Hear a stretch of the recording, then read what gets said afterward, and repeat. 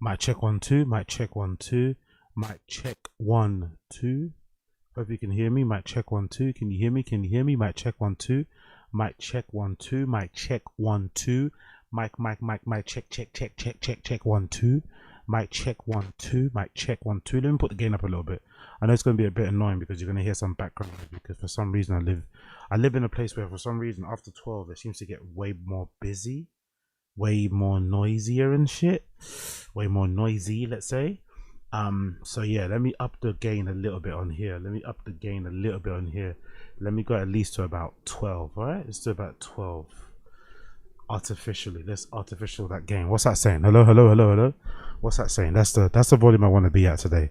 I want to be at this sort of volume so you can hear me, but I'm not stretching my voice and you're not getting too much of a background noise. Hopefully that's okay. Hopefully that's okay.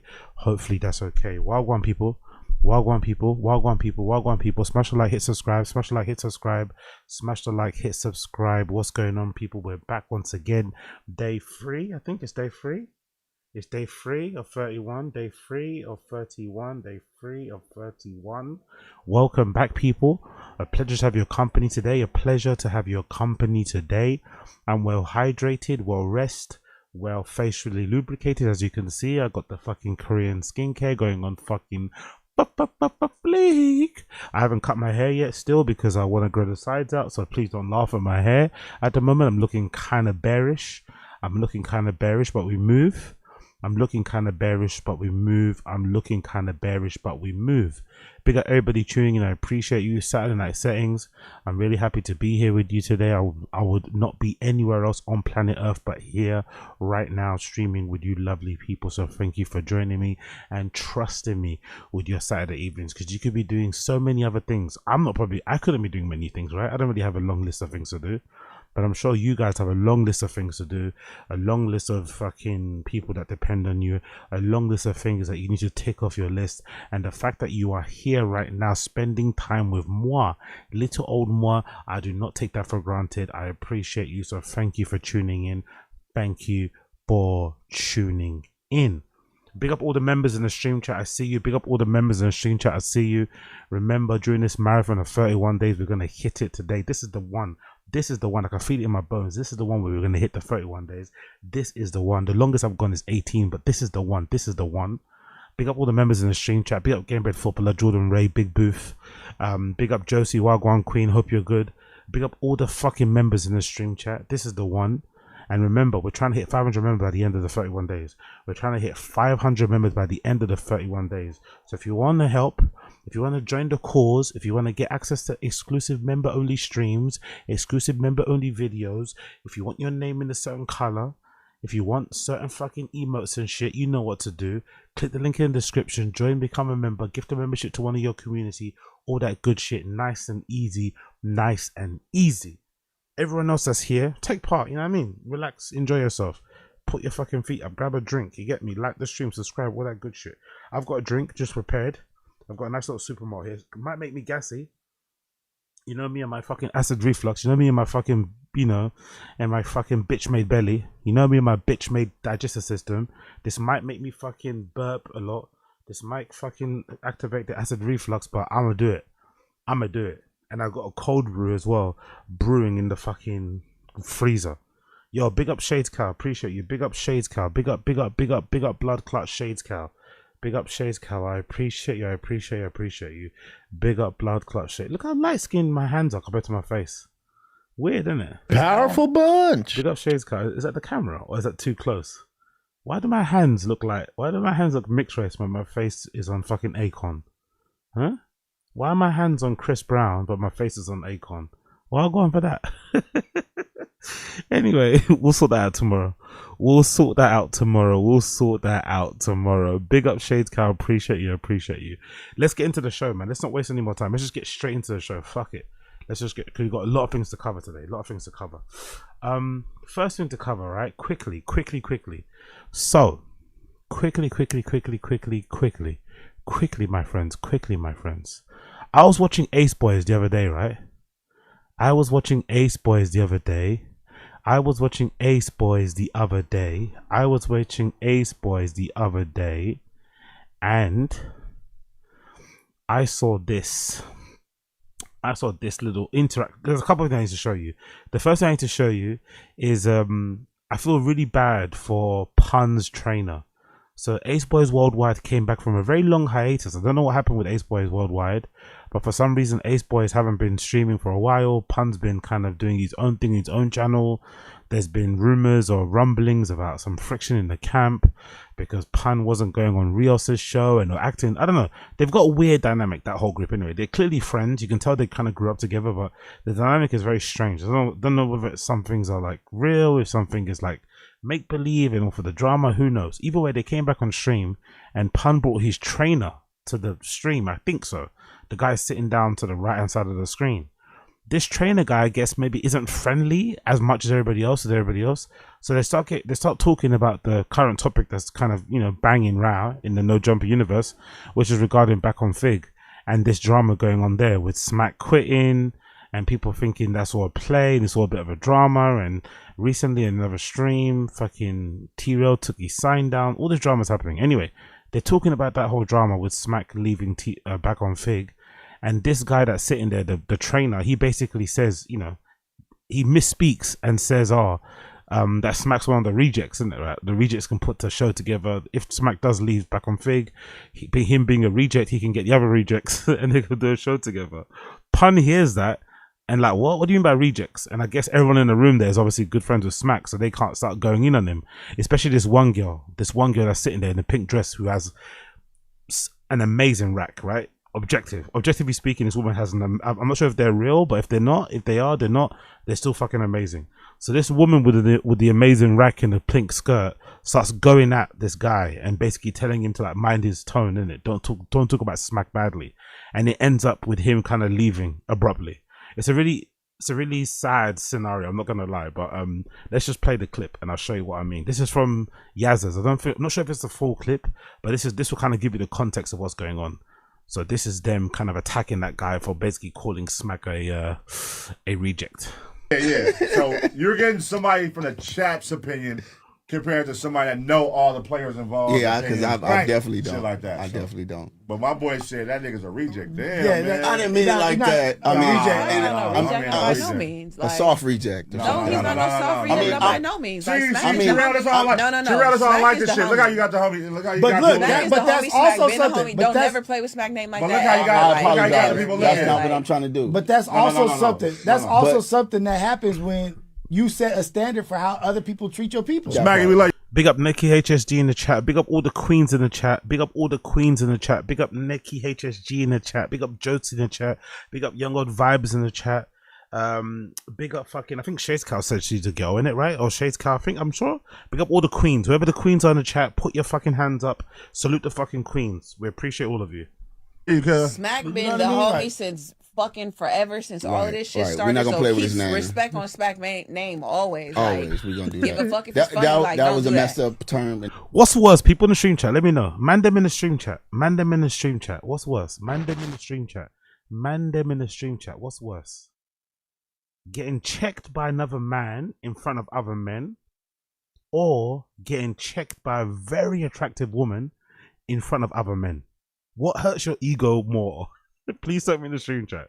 Another man checking you in front of other men, or an attractive lady checking you in front of other men? Let me know in the stream chat. And I do apologize. I didn't mean to trade or anything. Rejection. But yeah, that was a fucked up term. All right. But I will say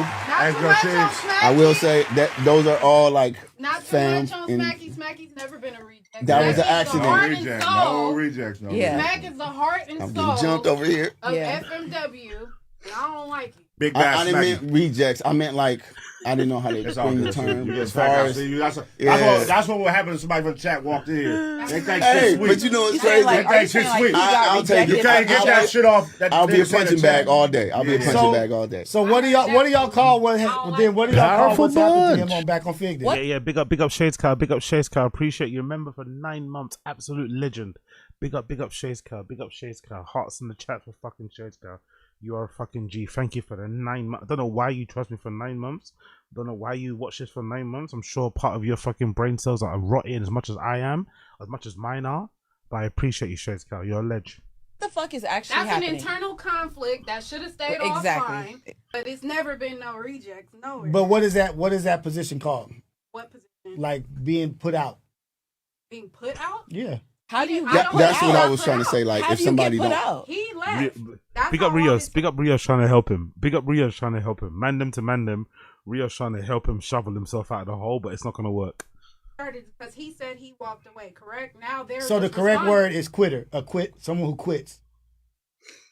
Like he's trying to find a title. whatever for it what's was, going on. it was a mistake. That's what I'm gonna say that right now because they come up here from He's a co-host that was a mistake. Happy about whatever he has Right. going on with his other co-host, so he felt the need to step away temporarily, and now they're returning energy to him as he's returning to them. But I don't think he's a reject. No, not at all. That's all. And here's the thing. Hi, I'm ill. What would How you you call doing, it? What would you call it? What would you Rios? call it? I would call it. No, what would you call I'm it? saying, and I didn't mean it like that. I meant Alright, what- anybody who's coming up in the space, and like I said, I misspoke because some of the stuff that I thought was true was not true, and I thought I said Munchie B got fired or whatnot. I was just saying, grab other potters, come together, and start your own shit. That's basically what I meant. Not being the remake. Look at the girls' faces. They're not having it. They're not having it. They don't care.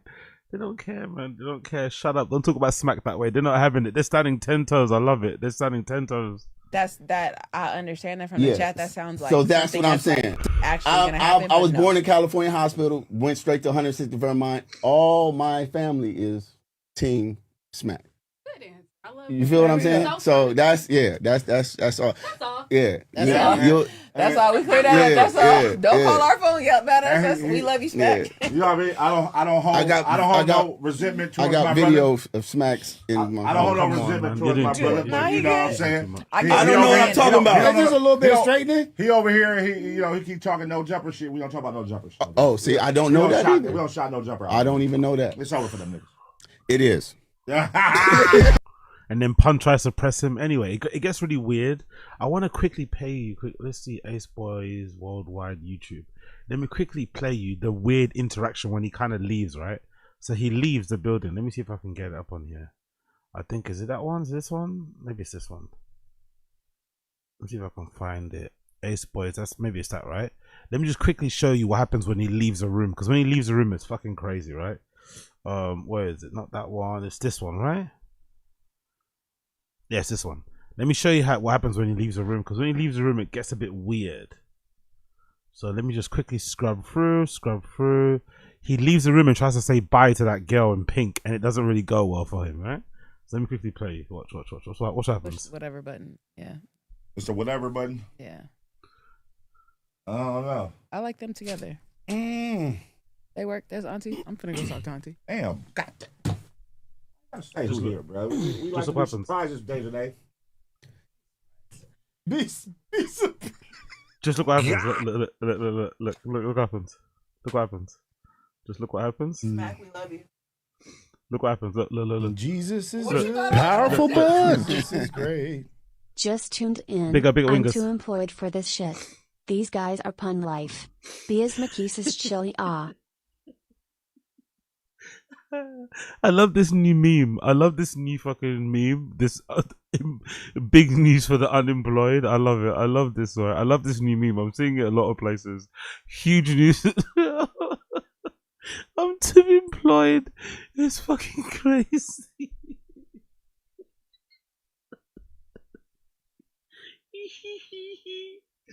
It's so true though. But anyway, please just give me 5 more minutes. Entertain me for 5 more minutes, people. Entertain me for 5 more minutes, and I promise we'll move on. I know this is super unemployed news, but just entertain me for 5 more minutes. Please, entertain me for 5 more minutes, okay? Cool. Anyway, just watch the interaction, the weird interaction. I kind of felt bad for him here because he got left hanging. Just watch this. I don't know what you're supposed to do. You good? Sing in the name. How you Watch. feeling? Hey, my bad again, sweetheart. That was an accident. Oh, look. Yeah. Sweetheart. Oh, he got left hanging. See that? I think he saw her in a dress and he kind of got excited and tried to say hi or tried to like get a hand or like a bye, and it didn't work. Hey, my bad again, sweetheart. That was an accident. Okay. Sweetheart. My bad, sweetheart. Okay. One more time. Let's zoom in. Look at the hand. Look at him trying to get her attention. Oh my, this is pitiful shit. Hey, my bad again, sweetheart. That was an accident. Okay. Oh, sweetheart. Sweetheart. Oh, sweetheart. She got up. She got up and she was tall, bro. I was like, I don't want no smoke. She got up. That nigga was like, too old to squabble. bad, sweetheart. Too old to squabble, man. He got up. Was like, I'm super sorry. And then when all the other guys come in, he leaves. He leaves abruptly, by the way. When all the other guys come in, like Trey and stuff, he leaves very abruptly. When Trey and that come in, look how he leaves. He doesn't really hang around, you know? Be seeing them bitches that be having like pimples and then they cover up. They be covered up with a star or like a look up. He gets told to fuck off, innit? Yeah, man. Ready? Yes, sir. Here you go. Yes, sir. He gets told to fuck off, you know? Keep her, please. Keep her. Shout out my boy Cap, man. For the moment I got I'm sorry. It's all good. You was cooking with that Atlanta shit, though. Yeah, he was cooking with that. At least. He was cooking with that at least. Pun is such a piece of shit. He was cooking with that at least. You know exactly what he said there. But anyway, that's how that ended. And then let me get to the argument. Because I missed the argument. Let me play one more clip. I want to get to the argument because some of these girls had a fight. So I think it was this one, right? Where is this one? There we go.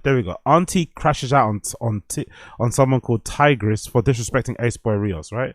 So let me play this clip where Auntie and this TYGRIS have beef. Let's go here. Let's go here. Let's go there. Let's go here.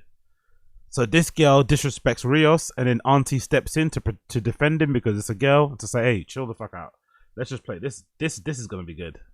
He was cool. Hey, shut the fuck up. This nigga just basically said he's cool with AIDS for $1 million.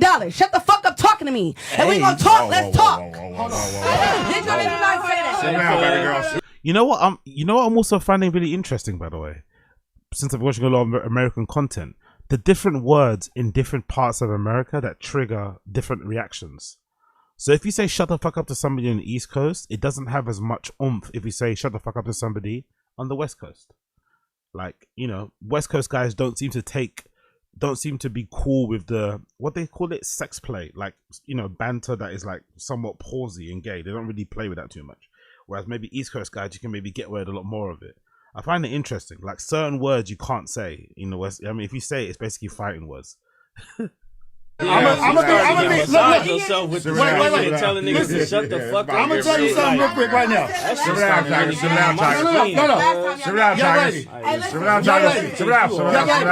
You getting beside yourself because you let your. No, it's okay. No, you get sensitive because you acting ignorant. Ignorance is bliss, and it's cool to be ignorant. But let me get my point across. I'm not even mad. Hold on. Let's listen real quick. Listen. Let's listen real quick. I don't need. No, let her talk. We're debating right now. This is business. I don't need nobody interfering with you. I'm business right now. Okay, I said what I said. It's okay. We are It's okay. We good. It's okay. We good. If she swing, I'm gonna let it go. Yes, what are you saying? I'll take the It's all strike. good. Business right I'm not now. talking to you right I'll now. take the strike. Auntie, it's okay. It's okay, Auntie. We're It's doing okay. business right now. But I'm not talking to you So, right now. okay, so we're doing business I'm right now. not So talking No. to you. Get up out of here. Get her up out. make me. Right now. Make me. Get her up out. Make me. Wow. Stop talking to him. What No, you want to do? It's okay. What you want to do? Told you. What you want to do? What you want to do? My homie. I know the homegirls, girl. I know the homegirls,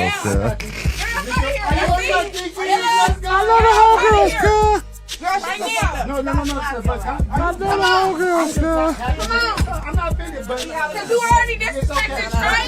You already disrespected Trey. And you already disrespected Rio. Get that bitch up out of here to the parking lot. This genre of podcasting is fascinating to me. It's like a reality TV show, isn't it?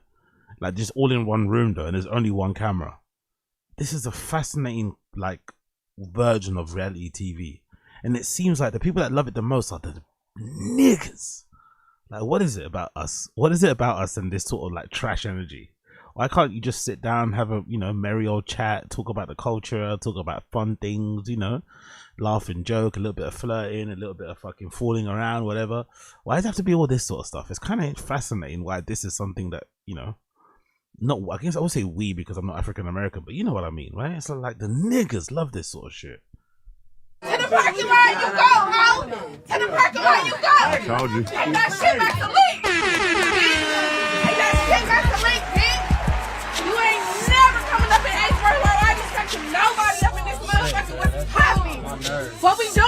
Told you. What are we doing? It's okay. Just sit down. Just sit down. Oh, all right. I knew it. All right, cool. I called it. And all that.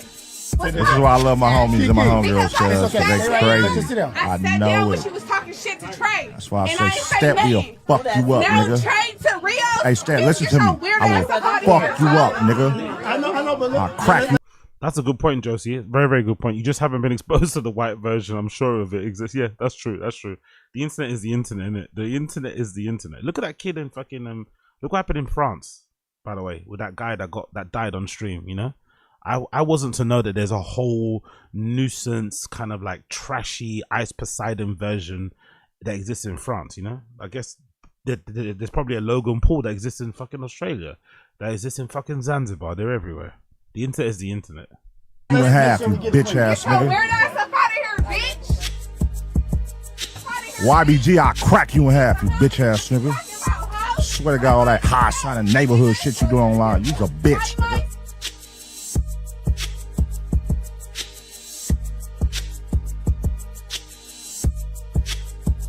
Is that it? Is that it? I think, is that it? Let's see.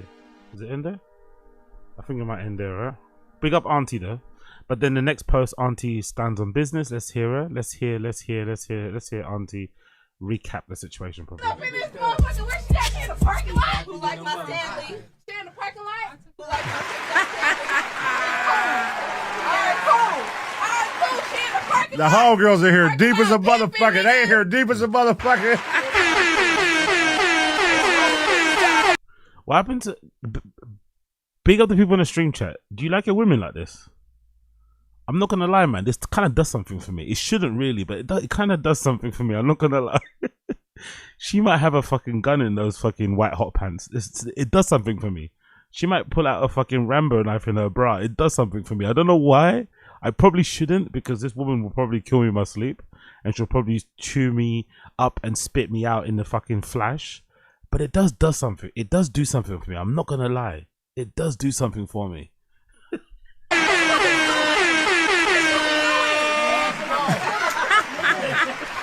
The homegirls deep as a motherfucker. They come over here deep as a bitch. Hey. ACEBOYZ worldwide. They got Ace girls. We in this motherfucker. They the greatest motherfucking show on earth, nigga. You're now tuned in to the greatest show on earth. ACEBOYZ worldwide. Wait! You put out looking ugly? The fuck, bitch? Wig from where? Wig from who? Hey, Sally's? You put out with a wig from Sally's? I got all days. Nigga, all of them. Forever. Hey. Nigga, what? I don't give a fuck if it's Mark Nasty. I'm coming. And I'm tripping. Niggas got me up in this motherfucker right for whoever. Whoever. Bitch. Weird ass hoe. Ain't got no baby hairs. Bitch, you bald on the side. What's popping? And I'll pull up on Lick Podcast and give your ass a motherfucking ass, hoe. Pussy on the perk. What perk? Bitch, you I'm not gonna lie. This does something for me, mate. This does something for me, fellas. retarded. Oh, you can't say that. Bitch, you slow. I don't give a fuck. Yes, you can. This ACEBOYZ worldwide. Get your Bitch, issue you got off. an IEP. What's poppin', nigga? In my car outside. What it do? I gotta walk to the parking lot. Pull your homegirls up, ho. It's cracking. Is she out of here? She gone? It's All cracking. right, cool. It's cracking. I love it. Next subject. Fair play, man. Fair fucking play. Anyway. Enough of that niggery talk. Let's move on to some podcasting. Cool. Let's quickly check out this. Let's quickly check out the After Hour Pod featuring Chin Su Yi and all these friends, the podcast producers, right? From the Bapaverse, from the Bapaverse, let's just call it that. New episode of theirs just dropped, episode number 50. intimidatingly sexy show and tell, right? So some of the producers that obviously work on Brendan's show and Golden Hour, and I think that's it basically. I think Nick also helps out on Theo's show, sit down and do their pod. Weirdly enough, although it's really boring, I haven't pulled any clips from this, so we're gonna watch it. We're gonna watch a little bit of it. I haven't pulled any clips, so please forgive me. It might be a bit boring. Although it is boring, I do find this to be, in my opinion, better than Tfatk for sure. I don't think it's better than Golden Hour. I won't go that far. I think Golden Hour has improved ever since Brendan's kind of has to zoom in from Texas. I think the flow is better because he can't just like interrupt. He has to pick his moments. So I think it's a better flow now between them on Golden Hour. But it's definitely close enough to Golden Hour, which is weird because these guys aren't professional comedians. They're just fucking podcast producers. Most of these are like, especially in Chin's case, are adult babies. So you know, not the greatest. So let's check out quickly. Oh no, yeah, big up my nuts. Yeah, that's what I forgot to say. Forget this. Let's quickly go into this. Big up my nuts. Thank you for the reminder. Have you guys seen this? Did you guys see this? Big up my nuts. Did you guys see this? I just saw the clip earlier today. Did you motherfucker see this?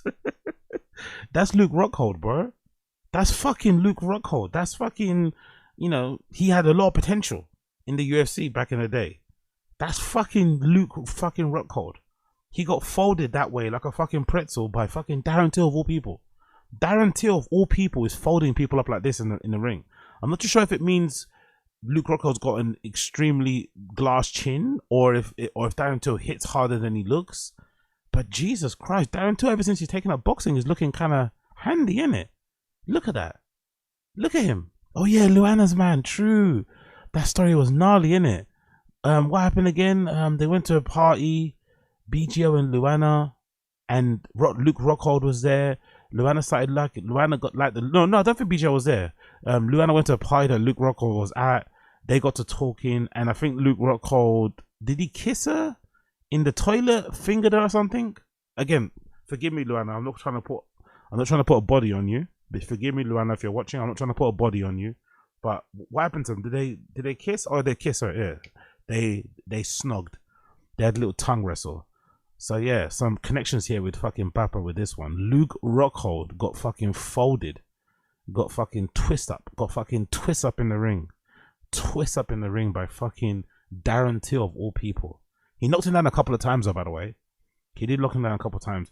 Is Luke Rockhold chin a problem? Has he been knocked out quite often? I can't picture in my head him losing by knockout a lot. Or am I bugging out? Maybe I'm forgetting his fucking his losses. Has he got knocked out a lot with punches and shit? Has he been knocked out a lot? Lots of times. Okay, cool. Rockhold kept his chin up the whole time. He still don't really translate to boxing. Glass. Okay, he's got a glass. So he does have a glass chin anyway. Okay, cool. Because I didn't really know Darren Till to be a knockout artist, but he slept him easily. There's a clip here. I'm not gonna play it. Let me see if I can just like skip around so you can see Wagwan. But this is how it happened, right? So he's on the side of the cage, so side of the fucking ring. Darren Till comes in, jabs to the body. Nothing really complicated, really, isn't it? Like a simple jab to the body, opened up his fucking guard, bang, left hand to the fucking face, right hand to the side of the face, left hand again, right uppercut, goes for a left, and I think that's the left hand that knocks him out, right? That left there knocks him down. I think so. I think that was the one that knocked him down, right? Yeah, that's the one. That left hand knocks him asleep. Jesus, look at that. Look at that angle even. That's even worse, man. Look at that. Look at that arm. Look at that arm position. Look at his knee. Jesus Christ, Luke Rockhold. Oh, big up Abe Martinez. Sorry. I didn't see you. Big up Blaze. I don't know why it didn't come up. Let me replay that. Apologies, my guy. Powerful bunch. Big up, Abe. Oh, just tuned in. I'm too employed for this shit. Whoops. These guys are pun life. Wrong one. Biz Makisa's chili ah. I'm not too sure what's going on there, brother, but big up Abe Martinez. I'm not sure what's happening there. Let me see if I can restart it. But bear with me 1 second there, my guy. Bear with me 1 second. Let me see if I can just restart my Streamlabs. Maybe it's me on my end. Let me just quickly refresh my Streamlabs screen. Yeah, nothing. I don't know why that didn't come through. Apologies, my guy. But yeah, big up Wingus. That came through again. I don't know why your one didn't come through there, brother. For some reason, I can't see it on my side. For some reason, it doesn't come up on my Streamlabs. but I can see it here on the screen anyway. So big up Abe Martinez. Apologies for that one, sir. Got folded like a table, legs folded, arms bent in. Yep, basically. Where's the clip actually? Where's the clip? There you go. There's the clip there. Yep, boom. Bear with me 1 second. There we go. So he gets folded. Let's quickly go through the. Look at that. Just look at that angle. Look at that fucking angle, man. Brutal, isn't it? Let's skip through. Look. I shouldn't laugh, but Jesus Christ, that's a fucking awful knockout, isn't it? Oh, big up Game Break Footballer. He got knocked out by Vitor Belfort in punches. UFC Omaro punches. Jeez, oh my God, bro. He's been hit over the head by a lot of people, isn't it? Very strong people as well. Vitor Belfort KO. Who's it? Michael Bisping KO. No, Vitor Belfort KO, right? Is that Michael Bisping KO too? Jesus Christ. Yeah, okay, cool. Fair play. So yeah, that's him there. Has no idea where he's at. Jesus Christ, bro. And then there's a replay actually. There's a closer replay. Where's the closer replay? There's a closer replay. Actually, yeah, I think there's a closer replay that I want to show you somewhere. There we go. That's the one here. That's the really sad one. Look at that one. Look at that. Look. Fucking hell. He is out. But then look how jacked he, like, maybe it's a being jacked thing as well. Look at how great in condition he is. That's, you know, he's been able to probably do some gear. Look at how fucking ripped he is. Look, ROCKHOLD looks like he's in amazing shape, innit?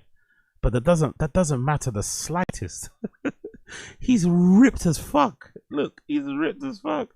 And he just got his lights turned off, like, fuck. Look, he's shutting down. He's shutting down, bro. He's fucking shutting down. That literally sent him to sleep. Boom. He went to sleep. Boom, boom, boom. He's literally asleep, brother. Literally asleep. Holy fuck. That must have been satisfying, innit? That must have been satisfying. Jesus Christ. If you're Darren Till, you must have been so fucking happy. And then, of course, big up my guy. What's his fucking name? Big up Tony Ferguson. No idea. I think he won on decision, by the way, right? No, he didn't win on decision. He won via knockout. Big up Tony Ferguson. I think he won via knockout, I'm pretty sure. But this is him celebrating at the end.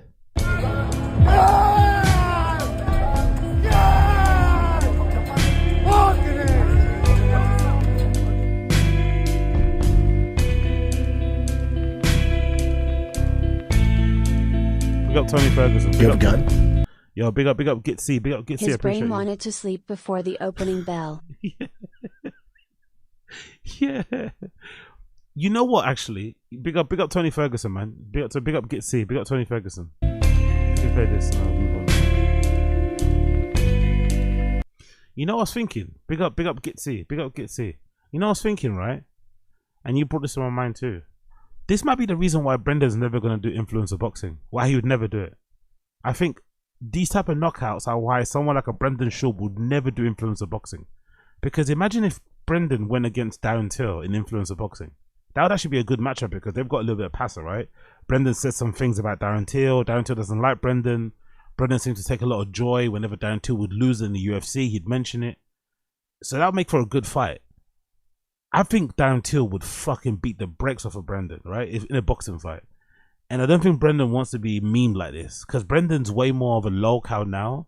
He wasn't that well known when he was fighting in the UFC. If Brendan came back now and did influencer boxing and fought somebody and got folded up like this, I don't think he'd be able to handle it, man. I think he might have a fucking psychotic break. It might send him over the fucking edge. He couldn't handle that level of trolling. It's bad now because everybody's, you know, gets at him, whatever. But if he put himself back into the public, you know, if he put himself back into the fucking public consciousness, right? If he was back in view, introduced himself to some people that didn't know him, and then he got, you know, flatlined like this, I don't think he could handle it. So that's why he does. I think that's why he avoids it, because it doesn't make it. Because you think about it, right? Brendan loves money, innit? We all love money. Don't get me wrong, but Brendan really loves money. Brendan also loves to buy nice things. And considering his status and the fact that he does media, friends with Rogan, former UFC fighter, it doesn't really make sense why he hasn't got involved in this, right? His podcast isn't that great anymore. He's not the most famous as he once was. He's kind of gone down in terms of that regard. So you'd imagine his earning potential, his earning power isn't as good as it once was. So if you want some quick money and to kind of give yourself an instant clout boost, influencer boxing kind of works. So it's actually kind of surprising that he hasn't done it yet, considering all the other things he does for money, right? He'll do he'll fucking take on CBD fucking advertisements, even though he doesn't agree with fucking weed legalization. He'll do all sorts of manner of nonsenses, right? Car giveaway scams, but he won't get into the ring. He's already working out now. He's lost a bunch of weight. He's probably in the best physical condition he's ever been in. Why wouldn't he get involved in this? Me thinks because he doesn't want to end up like this, which I understand why. He doesn't want to end up like a pretzel. Because I'm just looking at his leg. Like, look at that. That's how you know you got knocked out, innit? Look how I don't think I can do that. I don't think I could even do that awake, let alone asleep. Jesus Christ, bro. And Luke Rockhold's meant to be he was like a high level striker as well. Taekwondo, and obviously Taekwondo, Muay Thai, obviously not Taekwondo, Muay Thai, my bad. And he was a high level grappler too. So I know somebody mentioned he was fighting with his chin up, but you'd imagine if he was that good with Muay Thai, he should be decent in terms of actually it does make sense, innit? Muay Thai and boxing don't translate one bit. Muay Thai boxing is completely different to boxing. Because I remember when I did Muay Thai a few times, like your chin is up anyway. You're not really, it's completely different anyway. Yeah. What am I talking about? I'm talking about my ass. Ignore me. Big up A Martinez. BC, he's not a real fighter. Exactly. And talking about real fighter, big up everybody reading my mind. Big up all you motherfuckers reading my mind. Talking about a real fighter, this is what you see with Tony Ferguson. Should this man be in the octagon? Should this man right here, should he be in an octagon? Should he be in a ring right now? No. But this reaction, this fucking scream, this fucking jubilation is from a real fighter. It's in his bones, it's in his DNA. That's why he's in that, and people appreciate it, you know? He really lives and breathes this shit. This is where he comes alive. This is what gives him a purpose, a reason to wake up in the morning, you know? Brendan could never understand this because I don't think there's a single thing, Brendan. Do you think there's a single thing that would make Brendan do this? Apart from maybe winning money. Well, what's the one thing in Brendan's life that would make him go this crazy? Maybe if Tiger actually signed to a fucking MLB team, he might do that because he would be set for life. But I don't think Brendan's ever had that passion. Everything's kind of been a means to just be famous, you know?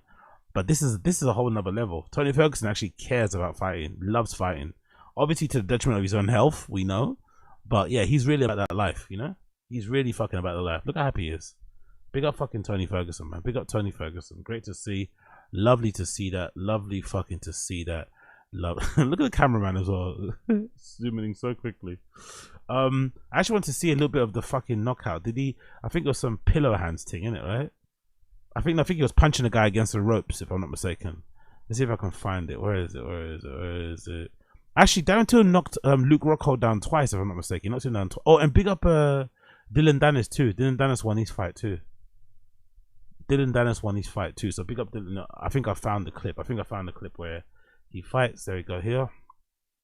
So this is the Tony Ferguson KO. Let's see if this. Hopefully I don't get taken down for this. So let's scoot forward. The guy's up against the. He's fighting Salt Papi. To be fair, that's decent. Salt Papi's pretty decent. Obviously, Salt Papi's not a professional fighter, but he's actually decent at boxing. I'm not gonna lie. I've seen some of his fights. He's quite decent. It's not too bad. So he's fighting Salt Papi. Salt Papi's up against the ropes.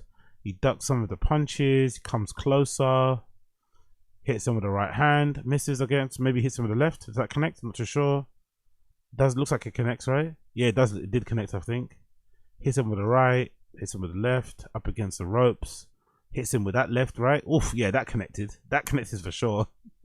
That definitely connected. Hits him with a left cross. Salt Papi staggers. Punches him to the stomach. Uppercut. Punch to the side of the face. Oof, Jesus Christ. That went straight through, innit? That straight right went straight through the guard. God damn. Yeah, that gotta hurt. Short punches up against the ropes. Uppercut. Uppercut again. Left hand. Oof. Yeah, he took him, innit? He absolutely, exactly. He peppered him punches. Yeah, he definitely did. Oof. Unlucky, Salt Papi. Unlucky, man. Unlucky, brother. Big up Tony Ferguson, man. Yeah. Big up fucking Tony Ferguson, man. That's fucking a beautiful sight. I'm not gonna lie. He's suffered a lot, man. How many losses did he have before he left the UFC, people? Before he got cut? Was it 4 or was it 6? They were brutal losses too. Back to back to back. Was it 4 losses? 4 KOs? Was it 7? It was 7. Holy shit. Dana White's a piece of shit, man. They let him get knocked out 8 times. He lost 8. They weren't all knockout. No, they weren't all knockouts, right? Let's do a Tony Ferguson wiki. No, I need to see this. They weren't all knockouts, were they? No way, man. Oh my god. Look at his profile picture, man. That's why they let him. Look at his profile picture. Hold on. No fucking. Oh my god. 1, 2, 3, 4, 5, 6, 7, 8. How many of them are knockouts? Of the 8, 1, 2, 3. Well, 2 knockouts and 1 submission. Oh no, 2 knockouts and 3 submissions. 2 knockouts and 3 submissions. Fuck it. No, 3 knockouts. My bad. What am I doing? I can't even count. 1, 2. What's a knockout? 1, 2. That's it. 2 knockouts. Submissions. You got 1, 2, 3. 2 knockouts, 3 submissions, and the rest decisions. But they're against some big, like going to the decision, going all fucking 3 rounds with Charles Oliveira is not fun. That's not gonna be fun, man. That's not gonna be fun. Going all 3 rounds with Charles Oliveira, cracking you with those fucking kicks, but nah, no thank you. I think Justin Gaethje putting you at, oh, and again, oh my god, he went on to, taking all that damage from Justin Gaethje to only get knocked out in the 5th round. That's brutal too. So he's very resilient, isn't it? It seems like he's hard to put away, to be fair. Michael Chandler, oh yeah, the Michael Chandler front kick. Oh my god. And his face is like, yeah, that Michael Chandler front kick was horrible. His face is like that, innit? His face is all like contour. Oh my god. Oh my god, I forgot about that one. Michael Chandler, Tony Ferguson kick. Oh my god, that one is horrible. That one is horrible, man. Watching that live broke my heart, bro. Watching this one live broke my fucking heart. Oh my god. I remember that one. Look at that. That must, I don't know what that must have done to his brain. Look at that. What do you think that did to his brain? What do you think that did to his brain?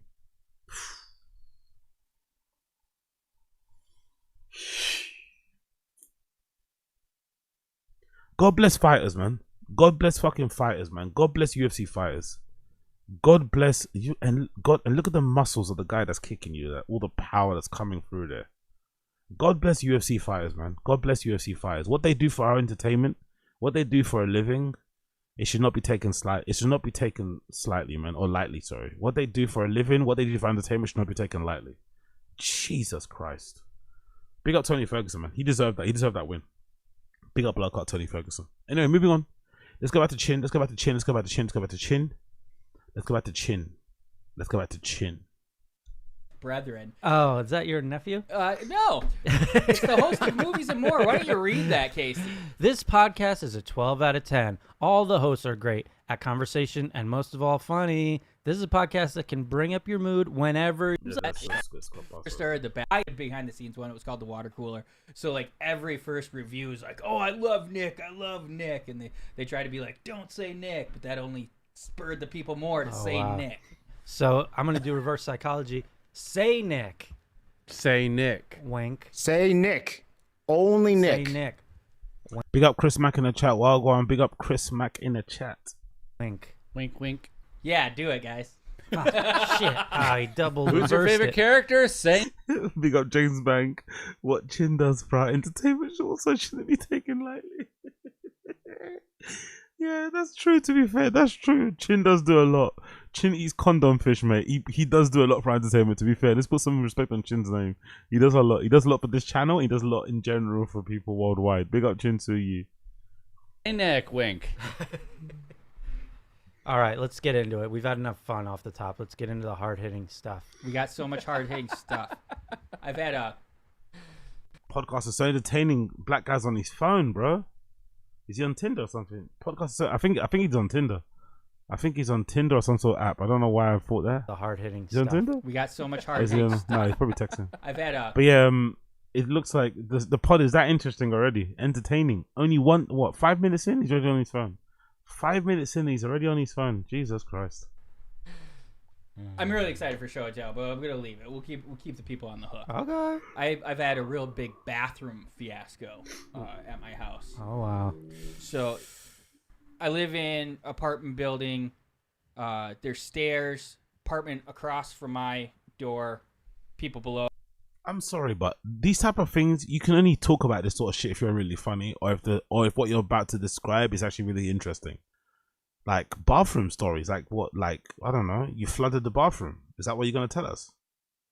Like something broke. Like is this a topic really? This show, I already said, I thought it was better than firing the kid, but it might be same level as firing the kid. I'm not gonna say it's better. It might be same level as firing the kid. Us, people below, the other people. The people below us moved out upstairs across the hall, so it's empty below us. They went in there, clean it and stuff. They're like, oh, there's a leak in their shower. It's coming from your shower. We got to get in your bathroom and redo it. And I'm so like laissez-faire, like, okay, cool, whatever. Come Thursday, cool. Couldn't you just say the people that live underneath us were trying to get there, whatever, and they had to come in to make sure the house wasn't leaking? Why do you have to go that angle back forward? Just say the people that live below us had an issue with their shower. So they need to double check our bathroom to make sure we weren't the ones that were fucking contributing to the leak. Ain't that not that difficult, really, no? They come Thursday. We didn't plan. We're working there. They're demoing all morning. It's like impossible to work. They fix it. Plumber comes the next day. He's out. Saturday they come. They didn't tell us they were coming on Saturday. They said, oh, maybe Monday, Tuesday. Saturday, I streamed all night the night before. Combat Buddy Slumber Party, UFC Shanghai. All right. Great time. Midnight to 6 I streamed. I was very, very tired because that night I went to Dave Matthews Band at Inglewood Forum. Got back to my apartment at 11:40. Was streaming by 12:10. They could hear audio by 12:16. Let's go. That's how all. Big up Fetty Wap Pharmaceuticals in the chat. Big up Fetty Wap Pharmaceuticals in the chat. If That you go to, is so good. If you go to any one of my streams in the beginning, it's just me like, and then someone's like, no audio, and I'm like. What was the problem? There's just so many different things, and Yeah, it's a lot of moving parts, if you will. Yes. You'd think somebody that produces a podcast could figure out how to live stream themselves watching the UFC without incorrectly muting themselves and not realizing they're mute to unmute themselves, no? That's not really an excuse. If you're a podcast, like I find it interesting how a lot of these guys, they're able to like produce a podcast, but they can't do their own one that well. I wonder why that is. There you go. A lot of cables. Oh, look at the fan that Chin had to buy. Bless him. Look at the fan Chin had to buy. A lot of moving parts, if you will. Yes. There. Look at the little fan Chin had to buy. A little like USB powered fan or something. That fucking garage must be baking, innit? That fucking storage unit that they have, which they try to turn into a podcast studio, it must be so warm in there, innit? It must be humid as fuck in there. She had to buy a little fan to stop himself from fainting. Jesus Christ. He even looks like he's lost a lot of weight. He looks shriveled up, mate. Holy shit. There you go. A lot of cables. And the curse continues. So yeah, exactly. Big up Gamebird. Big up Gamebird. It's like saying you're on a counter but can't add up. Exactly. Or what the back in the day, like it's like saying you're on a counter but you can't balance a fucking checkbook. It's like what went for you, man? So obviously with all those factors. So I stream all night, go to bed at 6, 8:30ish. Big up Young Gold Vibes. Exactly. Yeah, it looks like Michael Jackson. He wishes he looks like Michael Jackson. He fucking wishes. She's like just trying to get me up. She's like, there's contractors in here. We have to get out. I'm in bed naked. The cover's half off of me because I sweat. You talked about your sweat before the show started during the night. I do that too. We don't want to imagine Nick naked. I don't think anyone does. Not even his girlfriend, I'd imagine. So I'm like on top of the covers, just sneaking. I'm like, no, fine, they can just come in. Like I was literally in my stupor, like just have them come in the room as I'm laying sprawled out. Wait, your bathroom isn't in your bedroom, is it? Or? Yeah, we have 2. Oh yeah, that's right. And it's the one in our okay. bedroom. So finally, I get up and we move to the mattress and we go try to. That black guy's on his phone, isn't it? Black guy's on his phone and try to do that thing. You know, you're not paying attention. And you just say a random thing, hoping people don't realize that you weren't paying attention. But then you say the random thing to kind of show that you were paying attention, and you know, like what? Oh, you got back in your room. Like, what? We got RV Sanchez. It's hot as fuck down here in Texas. That garage is blazing. Yeah, exactly. Sleep there. They like tar it. They hot mop it. Essentially, what they do on the roof in Shawshank Redemption. Yeah. Big up James Banks. Someone in the subreddit said Chin looks like Chucky's dad from the Rugrats. Yeah. Yeah, that's a really good comparison, to be fair. Yeah. I didn't. It's kind of. Is it racist? Is Chucky's dad? Is Chucky? Why do I think Chucky's dad look kind of Asian, or is it because Chin? Didn't Chucky's dad in Rugrats look Asian? Chucky the Okay, he's just ginger. Why do I think he looked Asian? In my head, I thought he looked Asian, but he doesn't. He's fucking ginger. Maybe he's a ginger Asian. You never know. I know that's how they did bathrooms. I guess it's more common in California for retiling. And all of a sudden, we're in bed, and I'm like, and Ashley's like, "Do I stink?" I'm like, "No, it smells like tar." And so they're hot tarring it. Whoa. It fills the apartment. Yeah, that's gross. It's super disgusting. So Saturday night we slept in my office on the mattress that was convenient on the floor from the Combat Buddy slumber party. And then every night since then we've slept in there. That looks exactly like my shower currently. Yeah. On top of this, the apartment owners switched management companies effective Friday to the new management company. Oh no. So when we call on Monday after those guys entered our apartment without telling us, the new property management was like, "So what's going on? You need a cleaner there?" And we're like, "No, our shower is half finished." Yeah. And we had to send them like things. They put a work order in, but like we're trying to get compensated for like they should have offered us a hotel. It's like literally unlivable and can be toxic and shit. You have to really be a big fan of the Bapaverse and the Tfatk universe to give a shit about this show, innit? You have to really, really, really be a hardcore fan to give a shit about Nick's shower, leaking, neighbors, housing association. Like, you have to really, really be plugged in because god damn, bro. And yeah, Ashley just went into fucking laser mode, ChatGPT. We sent some really stern emails. They're getting a professional cleaner. I don't think we're going to get money, but I am going to still ask for a deduction on rent next month. Yeah, you got tenants' rights here in California. Yeah, you can really do whatever you fucking want. Yeah. But, yeah, so that's... Did they give you a heads up that they were going to do all that? They said they had to come in and fix, and they gave us 24 hours notice on Wednesday that they'd be entering Thursday. But that was it. Nothing about the mopping and all that shit. Yeah. Damn. Yeah, it's been that fucking sucks. crazy. Yeah, that stuff stinks. It's like when they're tarring a street. It's like you could smell it everywhere. Gross. Jesus, big up Smash Mio. What? At least it's not NY. They have to use lead shower pans there. Fucking hell. And there's tar, like... They tried to put like a mat out in their path that they walk, but there's tar stains all over and shit. And so a lot of people have said those probably won't come out. I mean, that's just horrible. Nice. Oh God. We planned that. That 12 minutes of story was for that joke. Yep. Paid off. That's what I've been dealing with. That's annoying, bro. Dude, I actually had people come into my apartment this week too. It's not even a story at all, but I had people. They had to do inspections. Wait. If it's not a story, then have Chin tell it. So I would wave hi. Two for two. He's just there. Didn't say anything back. Yeah. they didn't inform you? No, they did. It's a callback. It was inspections because they're gonna have like LA City inspections. So my landlord comes in, and make sure we're up to code and all that bullshit. I'm like, fix this, fix that. Your boobs are huge. Your butt smells.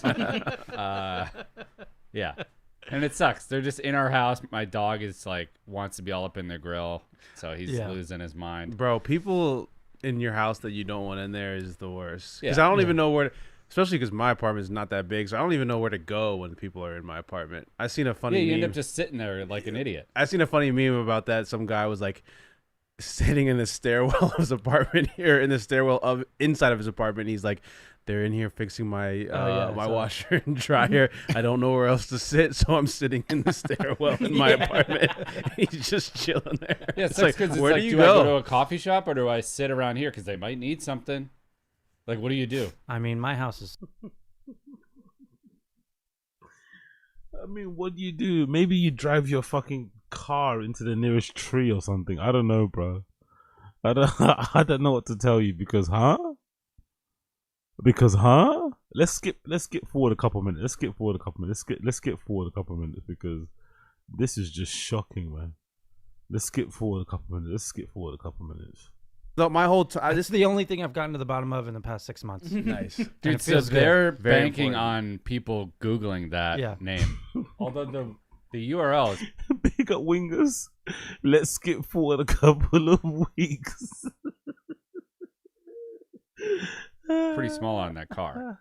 Like, you have to really think about Googling it. Yeah, you're right. They should have QR codes all over that thing. All right, now let's talk about the slate. It looks right. good. Looks good. Cool, Yeah, man. it does. I would have you one. seen it in person? No. Yeah, that looks cool.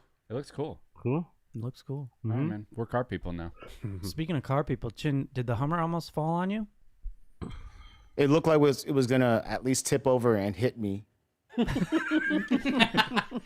Chin's fucked already, isn't it? Chin's fucked. What? Damn. How many beers is Chin in already? Chin's already 2 beers in, and not counting whatever else he may have drunk.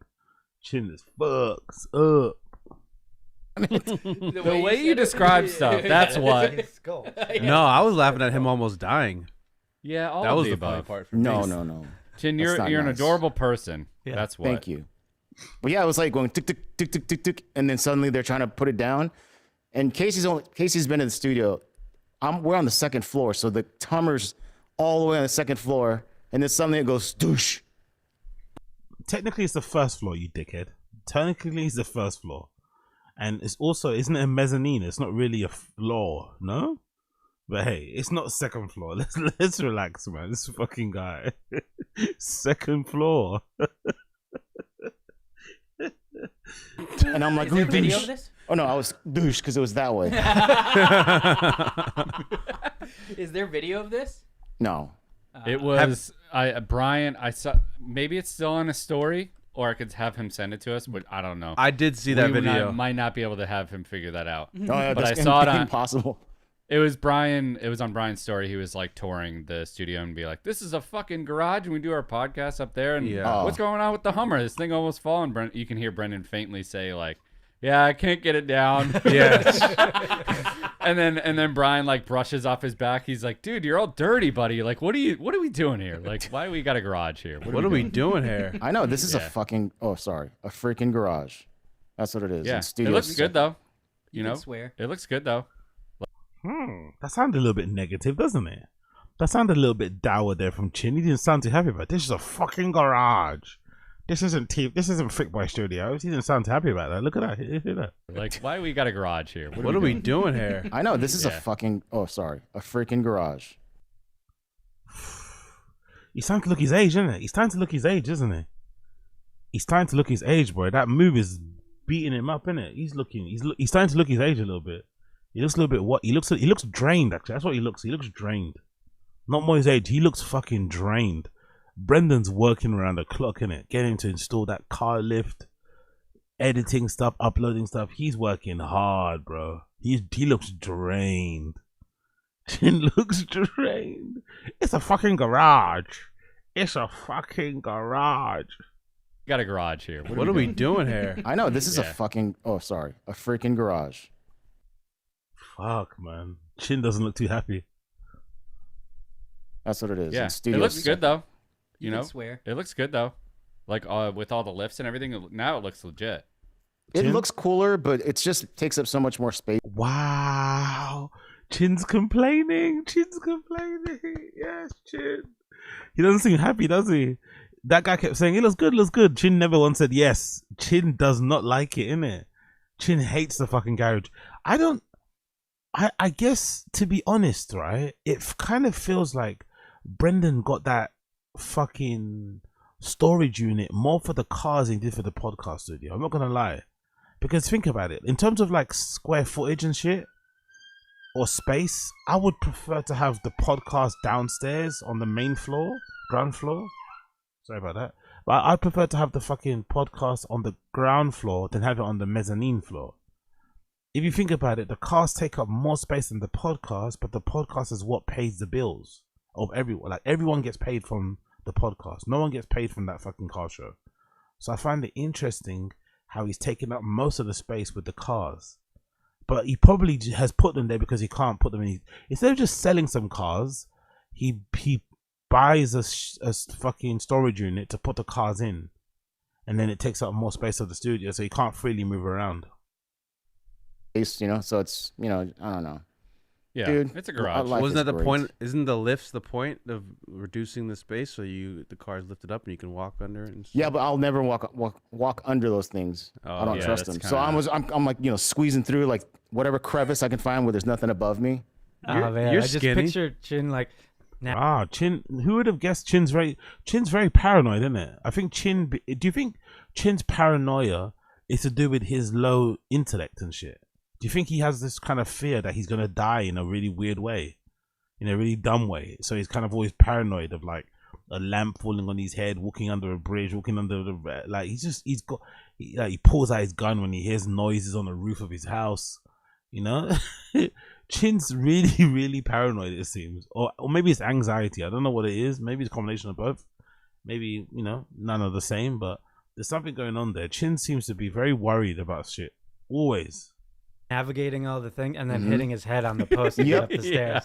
And I have that freaking cart full of a bunch of stuff, so it's even hard. Big up Young Old Vibes. I think it's just common sense not to walk under the truck that Papa put there. To be fair, yes. Because I'm not going to lie, that truck, I'll show you the lift. It looks very slow. Somebody posted a picture of it actually on the Reddit. Let's see if I can find it. Someone posted a clip of it on the Reddit. Of him lift. It looked like he bought it from Temu. I'm not going to lie. It looked like Brendan may have bought that car lift from Temu. So I think Young Old Vibes has a point. Powerful bunch. Big up Wingers. I don't think I blame Chin. China entering his wet brain arc. Exactly. Yeah. I don't big up Wingers. I don't think it's wet brain. It probably just, maybe it's beer brain. Maybe that's what you mean. Like wet brain as an alcohol brain. Big up Wingers with Dingus. Let me check here. I think there's someone posted a clip of him doing it. Where is it? It's somewhere around here. Bear me a second here. Search. Is this it? No, it's not that one. There's somebody posted a clip of it, of him installing or him pressing the button for the lift, and it looked like a lift he'd order from a fucking Amazon or Temu, you know? There we go. Maybe it's this. It's one of these ones coming up now. He installed this. So that's the car lift, by the way. So maybe Young Old Vibes has a point, to be fair. Maybe Young Old Vibes has a point. Would you really trust a car lift that Brendan has installed? You know? Not too sure. Let's see, there's a video. Someone's got a video of it somewhere here. There we go. There's the video. I think that might be the video, right? Look how slow it is. Look, hold on, let me pause the sound. It looked very slow. Let's see if I can find. Let's see if it skips ahead. Yeah, so when he was pressing it, it looked like it was very slow. Maybe it's just me, but I thought it was moving very slowly. So maybe Younger Bad has a point about not walking underneath it. Hear the sound. Cook it, baby. First time ever using the lifts, right? Yes, sir. Is it meant to make that sound? Is it meant to go that slowly, or is it because he's not plugged it into a proper AC adapter? Like, is that meant to go up that slowly with that sound? Taking ages to go up. Cook it, baby. First time ever using the lifts, right? Yes, sir.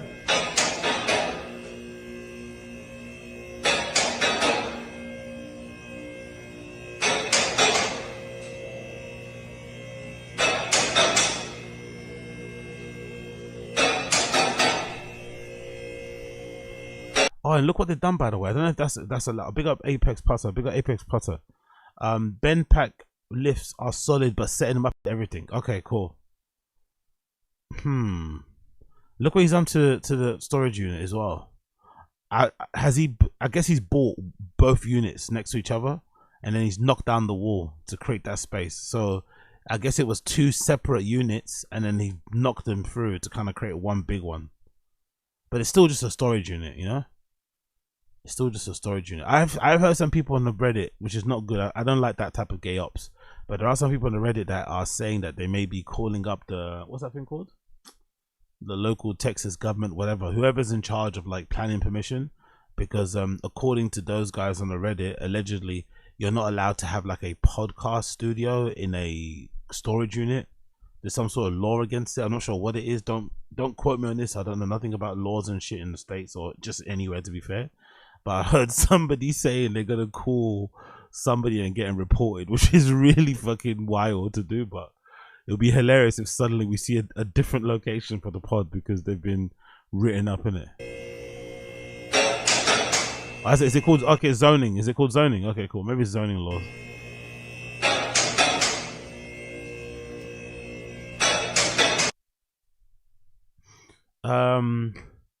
Big up Jack Darling Jr. Storage lifts are not the same as, okay, that's a good point.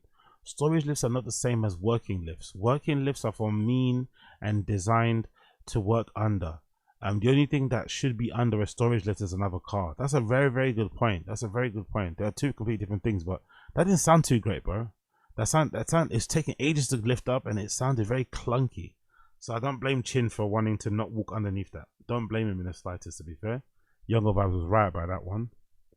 Younger Vibes was right about that one. And yeah, man. The shop. Brendan's calling it the shop, by the way. Shop is finally.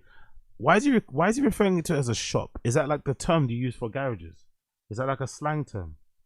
Is that or does that come from Chop Shop? Why is he referring to his podcast studio as a shop when it's not a shop? Is that a slang for a garage? Is it another term that you use for a place where you put all your cars?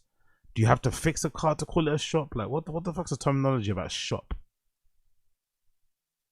Auto shop. So what, selling car bits? Because when I think of auto shop, I think of places that sell like scrap, you know, replacement this, replacement that, pistons, I don't know, whatever.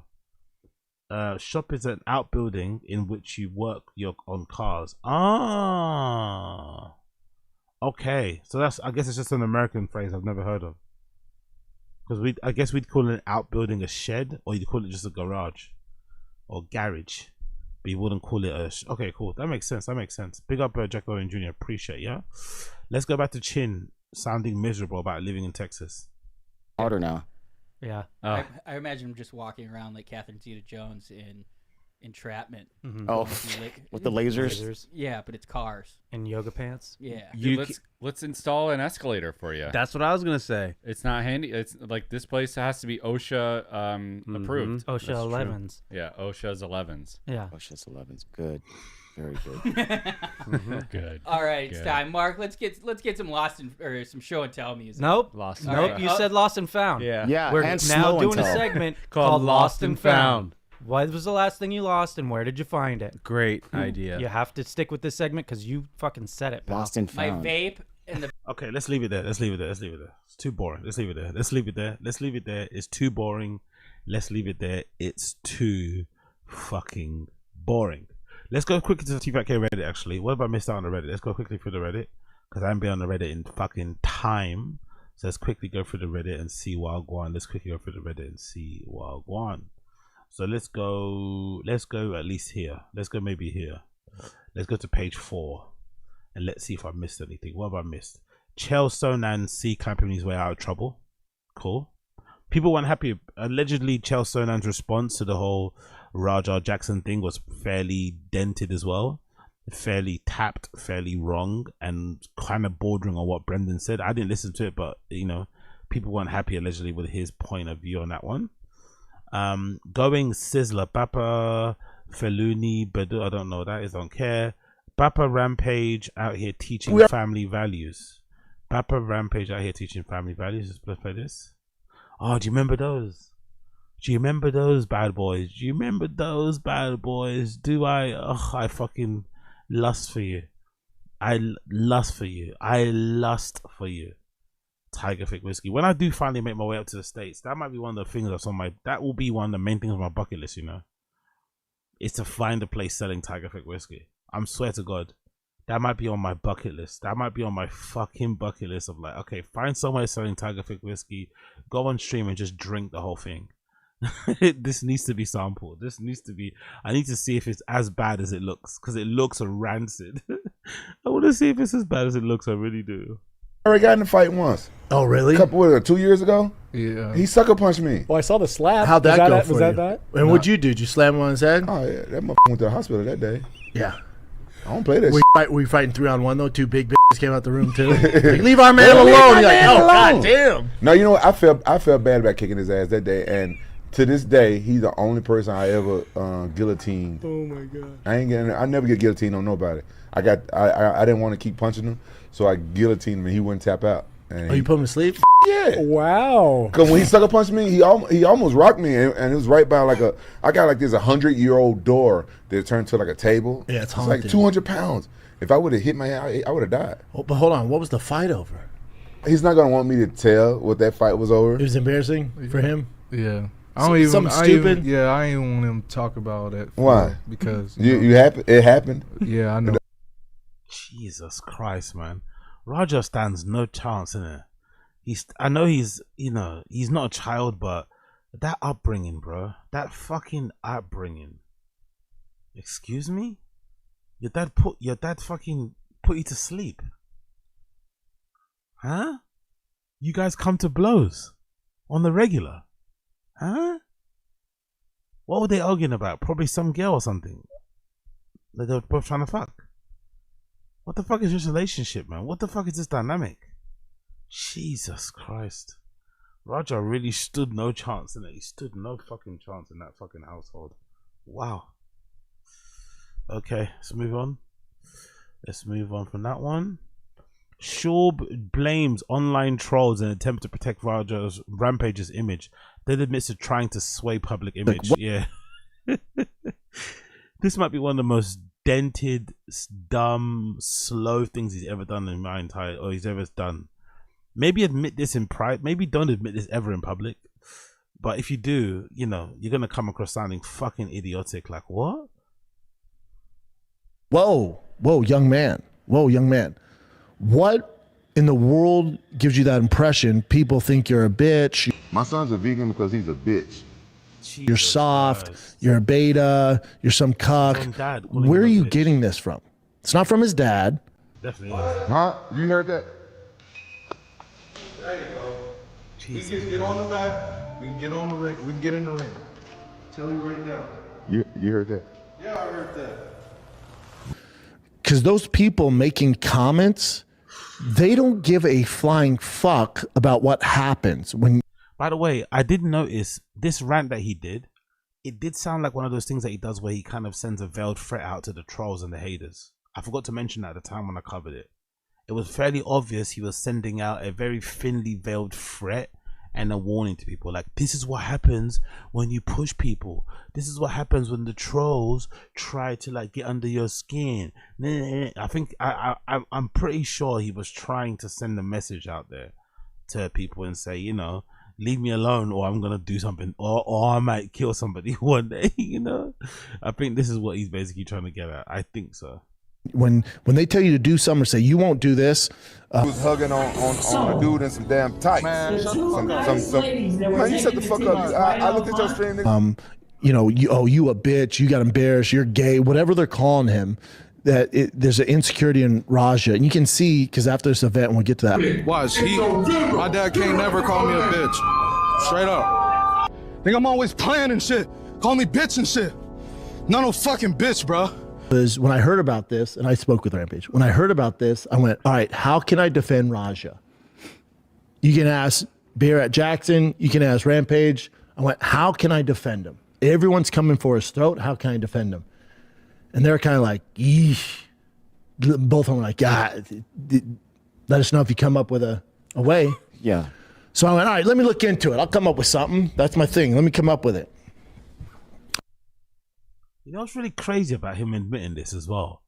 These are the same people that would be spitting feathers about the quote-unquote mainstream media doing this.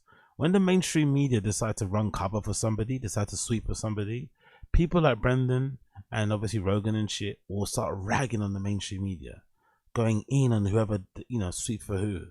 But when it's someone that they like, it's crickets, they usually don't comment on it. Or in Brendan's case, they are admitting that they purposely say things in order to try and sway public opinion. Now, it's obviously, it's a good thing that nobody's ever going to be, if you're somebody that can be swayed by Brendan's opinion, you probably don't even deserve to be alive. You know what I mean? Like, if Brendan can fucking convince you to go on his side on the certain arguments when you got your own fucking eyes and ears and shit, then you probably shouldn't even be, you know, around and shit. But him admitting that he does at least try to do that is pretty fucking nuts. It's pretty fucking nuts. That hypocrisy is fucking, you know, all over the fucking place. Let's be fucking for real. What a fucking weirdo, honestly. What an absolute fucking weirdo, man. And I'm not gonna lie, if I'm Ronald Jackson anyway, I don't want him in my corner. I'm not gonna lie.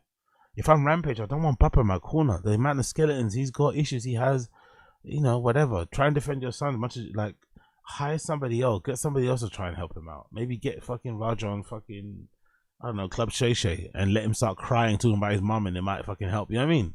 But let's allow all this shit. Let's allow all this shit. Honestly, that's what I say. But hey, what do I know? Nothing. Let's move on. Hope you guys understand what a doozy this is gonna be. We don't care. Oh, it's Brian Callen's new podcast episode, right? With some dude. Don't care. Looks like Bappa is the only tool in the shop. I saw that already, right? Apologies for the fucking ear splitting noise there. He installed a cold air intake. What say car guys? What say car guys? This person knows what they're doing, man. So yeah, Brendan installed a cold air intake. What the fuck does a cold air intake do? A cold air intake moves the air intake to a location away from the hot engine. So I guess it basically keeps the engine cooler. And I guess that helps to make the engine more efficient, right? This leads to more efficient combustion process, okay? Which can increase horsepower, improve fuel efficiency. Big up Cold, big up Cloud. Kinda of my thing since I lie all the time. Yeah, exactly. That's a good one. That's my thing. Exactly. Me and Joe like the same things. That's my thing. I love it. I love it. I love it. I love it. I love it. I love it. I love it. I love it. Improve fuel efficiency, enhance the engine sound. CAA is typical. Okay, cool. Let's just go back to the pictures actually. Big up Cloud. Appreciate you. So this is a cold air intake, right? Let's go here. That's the post. Is it on his Instagram actually? This cold air intake. Oh look, there's a new picture, a new profile picture. He looks super dented here, isn't it? I need this actually. He looks really fucking redacted. I'm not gonna lie. This isn't a flattering picture. I'm not gonna lie. This is not a flattering picture. He looks fucking weird here. Like, hold on. Let's just get his head. He looks so weird. I don't know why he thinks that looks good, but I promise you it doesn't, Brendan. I promise you it doesn't. Let me see if I can get this up. Hold on, bear me 1 second. He looks fucking odd. He looks so fucking odd. Bear me 1 second here. Bear me 1 second. Oh my god, this is so fucking funny. Upload. Look at these images. Why is he doing this to himself, man? Like, look at these images. Honestly, look at this shit.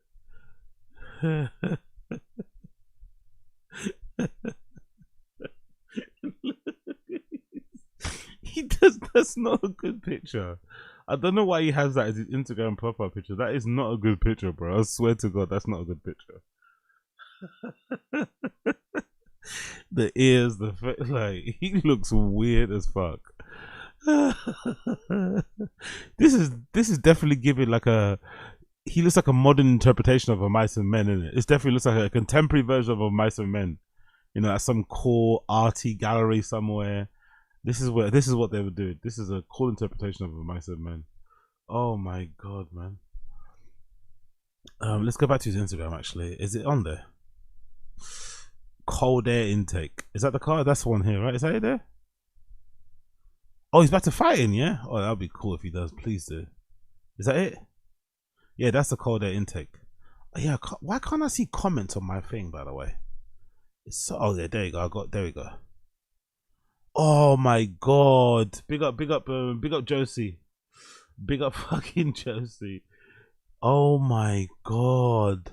They're already destroying him. What? Hold on. What? Someone said something about a drill. Okay, so it's a post on here. My bad. So it's a post. Let's get rid of these then.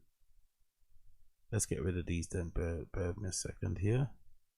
Let's go back to this. So this is him bragging about installing the cold air intake, right? Am I the only person that enjoys little household things around the house? I enjoy using a screwdriver. I'm not gonna lie. I'm not the biggest fan of using the drill, electric drill, you know, or whatever. I feel like it's harder to control.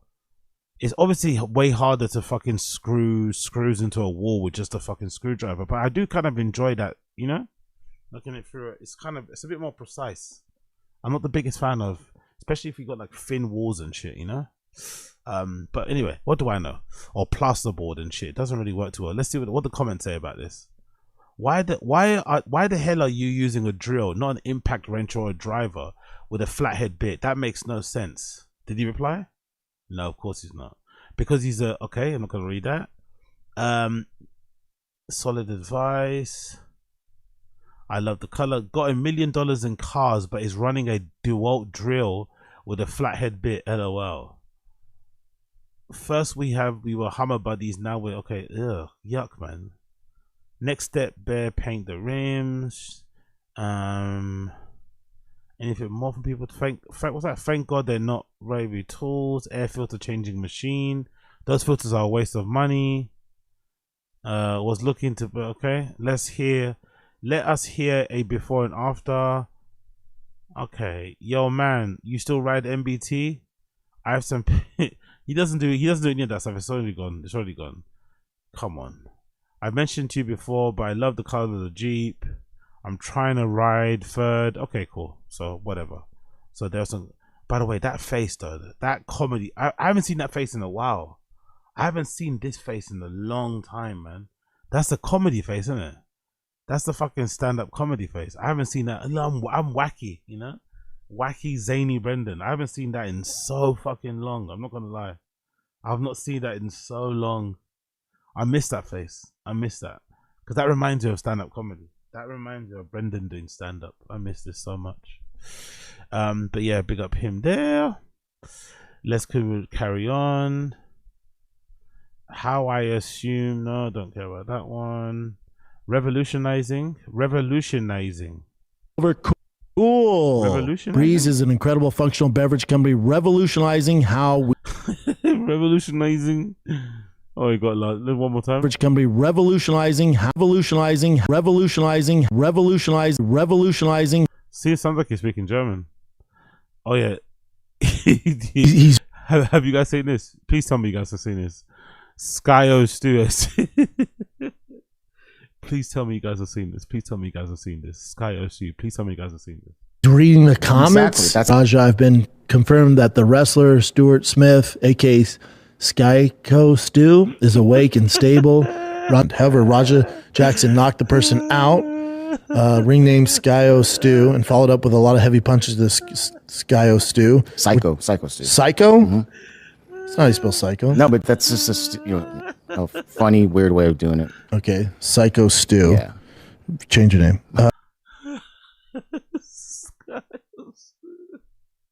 Skyo Stu.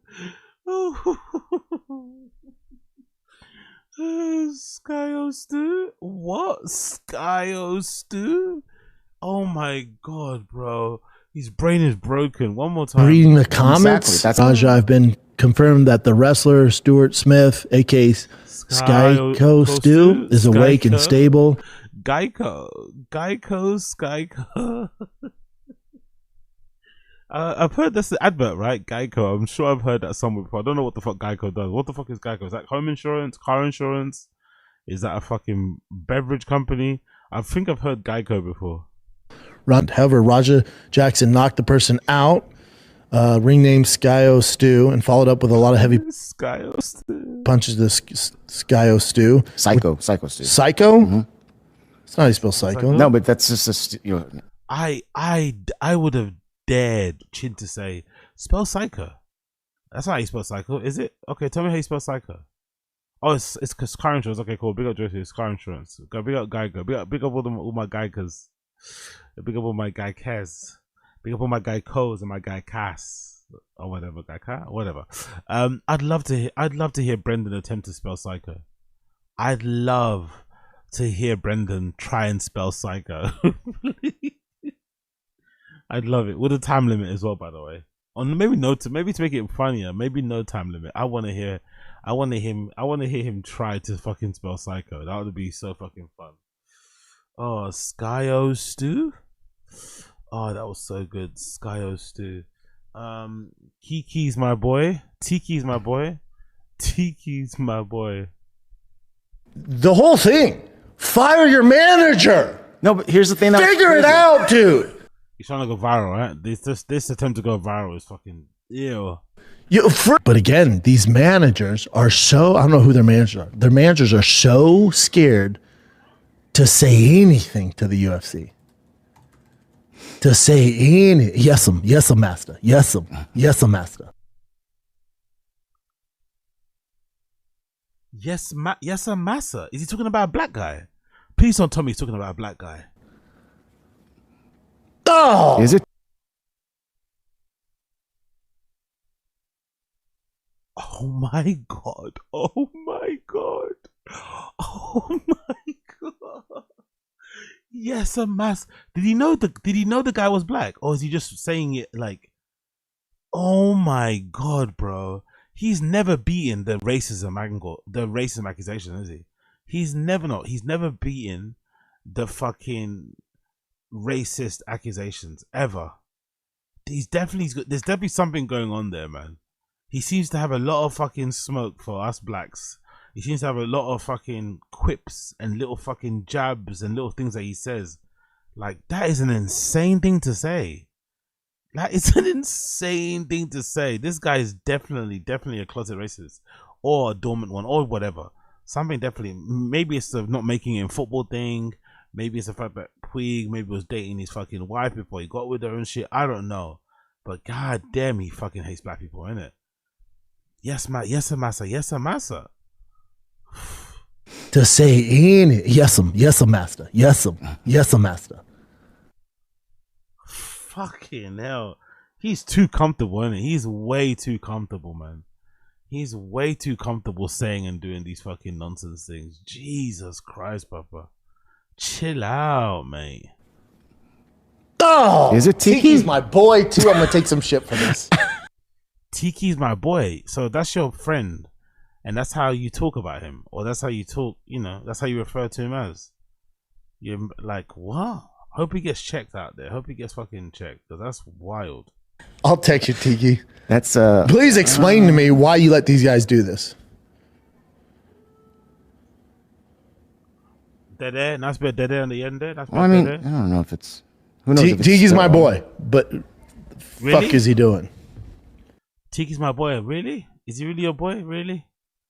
Fucking hell. That's my boy. Really though? Really? Okay, cool, man. Yes, massa. Yes, massa, I guess. Possible overdose.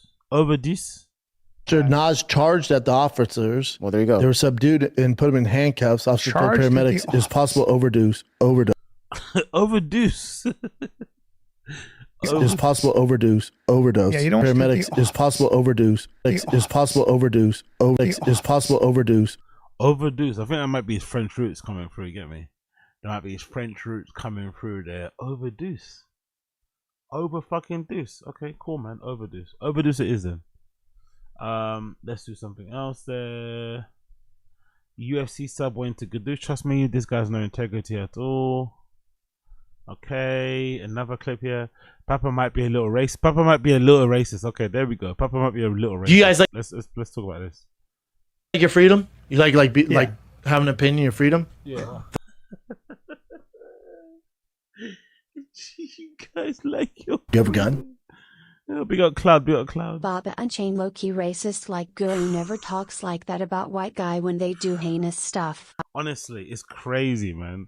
MMA Guru definitely lets it go. Definitely lets the clip go when a black person's involved. Definitely lets a clip go black people involved. He definitely does. He's definitely a race science guy. You can tell.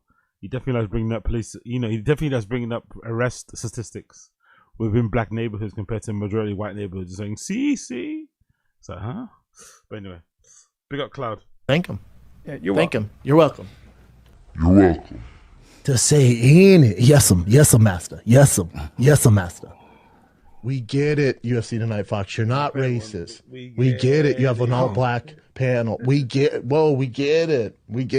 What a cunt. You know, now I'm gonna ask you again, are those the best brains and speakers for the art to the general audience? I don't give a fuck what race you are. As long as you're funny and cool. Sounds like racist. I love how he's talking about the best voices and he can barely speak. He can barely put together a fucking sentence. He's talking about who's the best and who's not the best. Shut the fuck up. This guy was good, by the way. This is an underrated episode. Maybe I should do a reaction to this for the fucking members only. This is a really underrated episode. This guy, who is a former fan and just kind of, you know, is on the Reddit as well. He asked some really good questions, and there's a good, you know, like some good discoveries were made from that pod. That was actually an undercover good episode. I'm not going to lie. I don't care what it is. Exactly what a racist would say. I'm the only white guy. Yep. Only white guy in the room. White guy in the room. Only white guy in the room. You got a black community, an Asian community up in the house. Bro. More Asians than anything in here. So Ling Ling's like calling, is that like calling a Mexican a wetback? What? Yes, master. Yes, master. Yeah, exactly. I agree, James Bank. He's a generally an evil guy. That's why I never feel bad for the hate he gets. No, I don't feel bad for the hate he gets because he's just he does terrible. I won't say he's evil. He does terrible things to people. He's a terrible person. You have a gun? I won't say it's evil. Big up Ray. Like the stream, Monica's. Yeah. Big up Raleigh. Big up Raleigh Redact. Big up Raleigh Redact. Big up Raleigh Redact. I appreciate it, brothers. Yeah, and listen to Raleigh Redact. Listen to Raleigh Redact. I don't know. I don't know, man. I don't know. I wouldn't say he's evil though. I think he's not a great person. I don't like all the fucking shielding people are doing from early on, but I wouldn't go as far as saying he's evil. I think that's a bit too far. Big up Josie. AZ, have you ever seen the American sex model girls trying to read a teleprompter? But that was yeah. Of course I have. Yeah, brutal. Exactly. That was when Shaw auditioned for the UFC on Fox. Yeah, exactly. Yeah, true. That was brutal, by the way. That was also a punt. Think about all the opportunities this guy's got given. Was it fucking Bravo or E? Fucking doing stuff for ESPN? No, UFC on Fox. Sorry, ESPN. He had so many opportunities given to him that he just fucking squandered, innit? He should be a really interesting case study, and just like people just, you know, I won't say messing up their blessings, but just, you know, kind of leaving a lot of unfinished shit, you know? That's a really sad part about it. Loads of unfinished things are still out there. But anyway, let's continue. His papa's concern as a parent, warning, long baseball dad post. And I say this, I was talking with the parents last night. We had dinner with the neighbors, and I said my biggest concern, and all you guys, because my one neighbor redid his backyard. It's the biggest backyard I've ever seen. And I said, kids that go on to play pro ball, whatever they want to do, don't have this backyard. That's going to be your issue. I said, it's all our issues, because Tiger's more athletic than I am, not even close. More athletic, better at sports. Same with Bosty. But my whole thing was, you know, I also think, this is just my observation, I think Brendan gets off on saying his son, Tiger, is better than him athletically, but I don't think he truly believes it. I think when he says those type of things, it makes him feel good and it boosts his ego, because it's almost like him saying, oh, I was really high level. It's almost like a backhand, it's almost like a weird compliment that he's giving himself. Not backhanded compliment, but it's almost like a compliment he's also giving himself. It's not really giving his son. He's like, oh, Bosty's way more athletic, Tiger's way more athletic than I am, sorry. Which, you know, is almost him sort of insinuating that he was really high level. So just imagine how good Tiger is, you know? That's kind of what he's kind of doing, I feel like, because I don't really feel like he's the kind of person that would give out, even to his kids. You know, we've already heard the story of him fucking trying to get the fucking jersey number first before his children. I don't think he's that kind of selfless dude that would give his kids that type of praise without it also being something that he can benefit from. I didn't have this huge house. I didn't have all these resources. I didn't have private coaching. I was in on these all-star teams. I didn't have all that shit. But I wanted to make a name and get out of there and do something more. Like I couldn't fall back on this. There's a desperation. So yeah, you want West Side Story or some shit. Fuck off, man. You lived in a nice area. You came up in a nice family. Like, stop acting like you were fucking trying to escape the mean streets of the hood or something, or living in a crack house. Like, let's relax a little bit. Everyone's got their struggles, but the way he's trying to paint it out is just like, you didn't want to work a normal job. You probably always wanted to be famous, right? You wanted to live in LA. He achieved it, but let's not make it any more intellectual or deep than that. Do you know what I mean? Like, you weren't a bad bitch. They weren't fucking horror on you back then. You had no money. Now they're responding to you. It just is what it is. The game's the game. Like, shut the fuck up.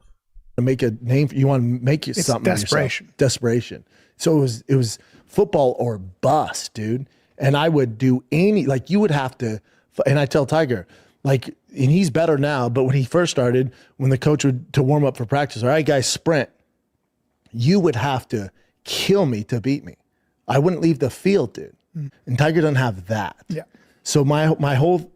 So because Tiger doesn't sprint full pace, doesn't want to run into a wall at all times when he's like warming up for training, that means he doesn't want it as much as you. What a strange observation. Just because he's not like running at full pace, trying to fucking run through people, that must mean his head's not really in the game. I don't think it works that way. I'm not gonna lie. I don't think it works that way. Question for all the dads out there: how do you create that dog when that dog is in satin sheets at night? Yeah. What's the answer? Because I tell Tiger, the difference between me and you at 9, I would have fucked. Look at the conversations he's having with these kids, by the way.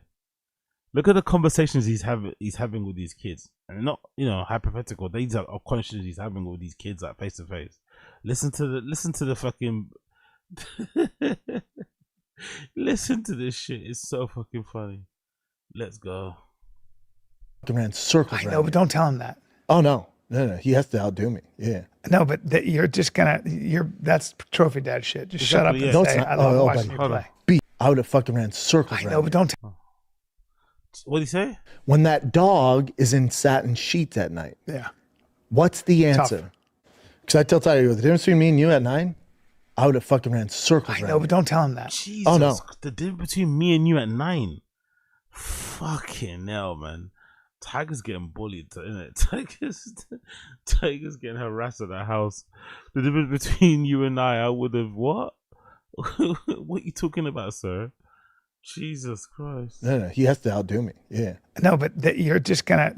That's trophy dad shit. Just shut up and say, I love watching you play. Beast. Because he goes, oh really? And so you got to. Oh, it motivates him. Yeah, all right. Completely different. But you're dealing with two different. So he's very competitive. Okay. He's competitive, but you got to have that where, like, by any means necessary. It's not making Brian comfortable. He's 9. It's not making Brian comfortable, to be fair. In his 9, Brian's not comfortable with this at all. Brian doesn't like this at all.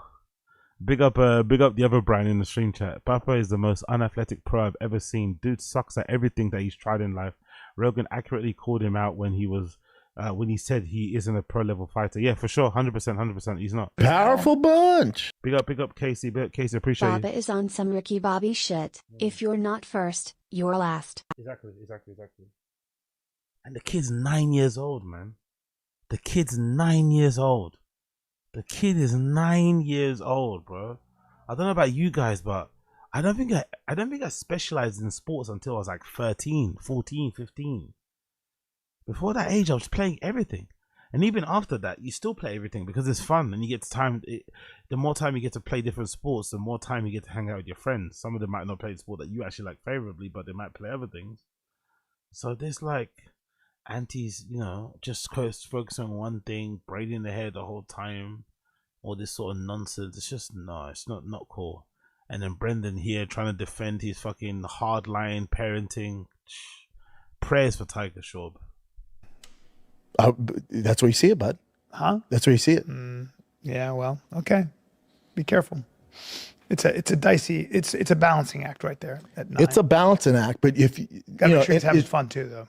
Of course, that's number one. But it's also you gotta be competitive. You gotta compete. And it's not knocking. You never played high level sports. You can tell right. Thanks, mate. I'm looking out for your son. I'm not talking about you. What the fuck? You've never played high level sports, so you won't get it. Let me fucking shout my kid, ridicule my kid, embarrass my kid, bully my kid the way I want to. Like, ouch, man. Right away, the kids that are at least going to play high school, the kids that don't compete in whatever it is, they're never going to make it. You know what's interesting, by the way? I just thought about it just now. He should have more experience, more things to tell his son about how he can possibly make it despite sleeping in satin sheets. Because Brendan grew up in a pretty decent, well-to-do family himself. It's not like he was ever skipping meals and shit because there was no money in the house. He ate fucking 3 times a day, if not whenever more, when the food was available, went to sleep. You know what I mean? So it's like, someone like that, I don't know. I get it why you're infatuated by this guy in the house, but it's like, it's not that deep, really. It really isn't that deep. It really fucking isn't that freaking deep. Let's move on, though. From Papa's horrible parenting, let's move on. Papa out here catching strays. Oh, he plays already, right? I think he plays already. Let's play it one more time, though. Fuck it. Hour, right? And then we'll get the fuck out of here. We see how much we give a fuck about this show. We just have a countdown. The second, and the second it hits 1 hour, we're like, all right, cut the checks, Bert and Tom. But this is what their fans want. They just want to listen to an hour of just us shitting on them and shitting on the show. It is weird. This is what podcasting's become. This is like Brendan Schaub's Reddit. We have run this. I love it. I love it. He's the fucking punching bag. He is the fucking tag. I fucking love it. He wanted to be infamous. I think he wanted to be infamous, right? He wanted to have the best Netflix specials. Like, I don't know, man. You've been immortalized into the law of all comedies, you know? Immortalized. You ain't going anywhere. That man ain't going anywhere. But hey, what do I know? Absolutely nothing. It's good, you know? Absolutely J. Let's move on. Let's see what else we got here. What else I missed out on? Anything? Beast of a guy. Where's Papa's donation? Don't know who that is for, but true. No donation from him, it seems. Ferzo loves Rampage. Oh, Ferzo. Ferzo. So I just figured out what that Shawbanese was. That's meant to be first of all. Ferzel is such a good way to spell it because it sounds exactly like how he sounds when I'm hearing his head. Ferzel, you know, it's fucking genuine. We got Ferzel, and largely thanks to, you know, I don't think it's thanks to that person. I think if you keep attacking someone, say you ain't got it, and then you have, and they keep following you and shit, of course you're gonna be worried, isn't it? Like, come on. Like, so weird. Such a bizarre guy. Cool, let's move on. Let's do some video. Actually, we've done quite a bit here, isn't it? No, 51. Let's go back a couple pages and let's maybe do some reactions as well. Let's get off this shit. What else have we got here that we missed out on? WWE Hall of Famer JBO, most sane take on the situation. Let's hear this. I guess he's talking about the Rampage Jackson situation, right? Come on, tell us. 100%. Attempted murder. There's no other way to describe it. And, you know, I'm going to give you some caveats about what could have been done, but I want to make it very clear. This is 100% Raja Jackson's fault. 100%. The fault and the blame lies 100% with this man. I feel sorry for Rampage, who seems like a really good guy. You know, he's talking about press X to doubt, press X for doubt, press X to doubt. Had a concussion. We can talk about that in a minute, and you know that he never should have been there to put him in that situation, which is, I think, correct.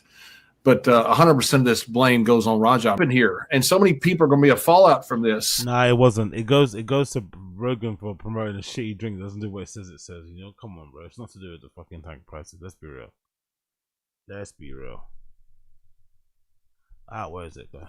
And this is 100% on Raja Jackson, and no one else can. You can say what could have happened, and it's easy to do. I can tell you what should have happened in backstage, but there's no reason for this to happen from Raja Jackson's point, especially once you've hit him and knocked him out. That's attempted murder. And this father's worst nightmare. You know, something like this happens and gets out of control for whatever reason. And, you know, that's his son. You know, his son may be facing jail time now and probably should be. Mm-hmm. You know, that's something, you know, so many things went wrong here, Conrad. I mean, the guy hits him backstage. Good play. I mean, they shouldn't have done that. Now, I'm not, listen, I've said 100% Raja's fault, okay? I'm not saying that anything was justified in this, what Raja did. But the guy hits him backstage, shouldn't have done that. I mean, he deserved, you know, if the guy punches him there, that's deserved. Happens, break it up. All right, everything done. Shit happens. All right, guys, go shake hands, go on your own way. You know, then at that point, though, don't put him in the match. I mean, you got an MMA fighter who's not a worker, who's obviously very upset. Don't take that risk. Okay. You know, don't let him go out there. And then at that point, things have just gotten completely out of control. You know, and again, 100% Raj's fault, but so much could have happened to have prevented this from happening. Unfortunately, it didn't. It's easier in hindsight always to look at things and go, oh, you should have done this. That's always the easiest thing to do. When it's live and you don't have the benefit of hindsight, the easier said than done. Yep, everything luck off. Let's move on from that one. We ain't got more to go here, innit? Nothing crazy. BBB sort of thing when it's a good son. When you turn 21, you got to go to the club with me, though. All right. I got to take you out to the club. You know, pop some bottles. All right. Okay. All right. All right. See you later. All right, son. Out of all my kids, he's the. Ooh, it does sound. It's perfect for him. Cool.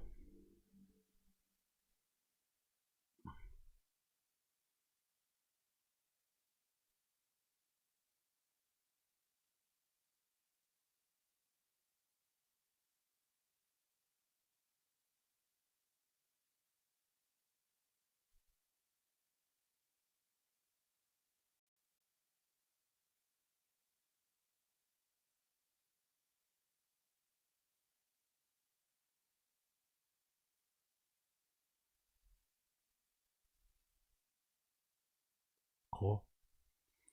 Let's continue on with that one. Brendan's kids are probably gonna just yeah, exactly. Brendan's kids are probably just a few years away from discovering the subreddit. I love it.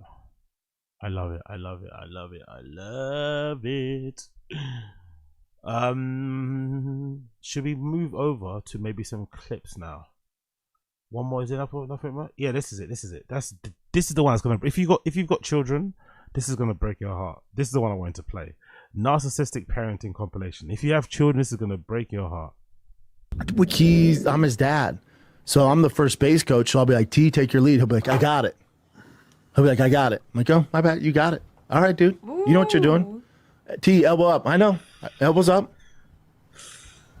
All right, big dog. But then if a coach who has no professional sports experience, played in fucking 4th grade, goes, T, elbow up, he goes, right away, sir. It's just, I'm his. Oh, look at him dissing the other coach. Look at him dissing the other coach for being able to get through to his son and him not being able to get through his son. Ouch. Dad. That's right. I'll remind his ass, though. That's right. I'll grab him by the collar and be like, hey, motherfucker, you think you went professional in 2 motherfucking sports? That guy can hold my fucking jock strap. Like you're going to listen to me. Nice, dude. And he's like, yeah, what's up, man? I'm like, all right, dude. All right, keep going. And he throws a kick, and I just check it with my knee, and his top of his foot hits my knee. He's like on the ground, and then he's getting up, and he's like, I can tell you he's mad. He wants to cry because he thought he was going to win.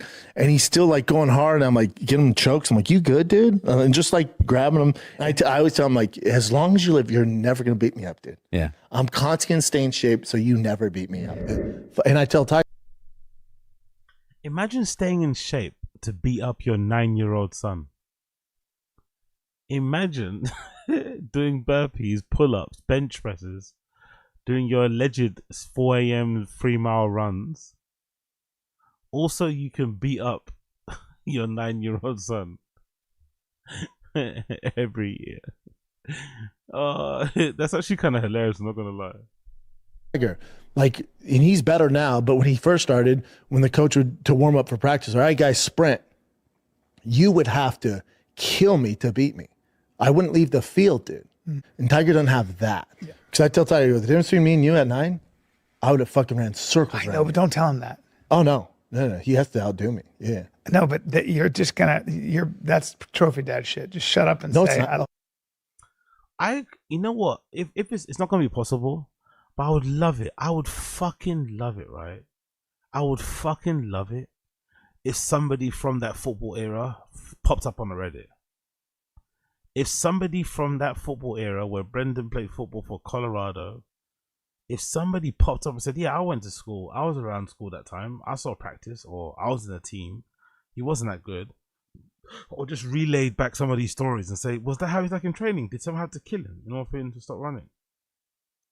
Did he get this amount of fucking bench presses and shit? Like, no one recorded it. Like, I want to hear if all these things are cap or not. I really do, because a lot of this stuff is just, you know, come on, man. People just not believing you might have lived a fucking fun life. It's like, that's all it is, man. Niggas be out here living fucking fun lives, innit? Don't hate, man. Don't hate. Okay, cool. Let's move on. Let's do... Did we do all of these, by the way? People, let me know in the stream chat. Did we do this American REDACT one?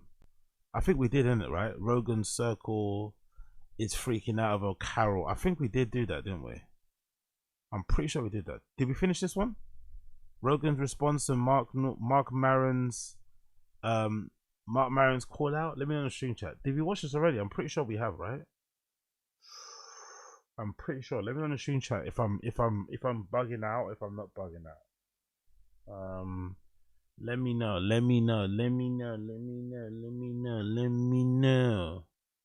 Did we watch this or not? Or am I fucking bugging out? I never saw, says Casey.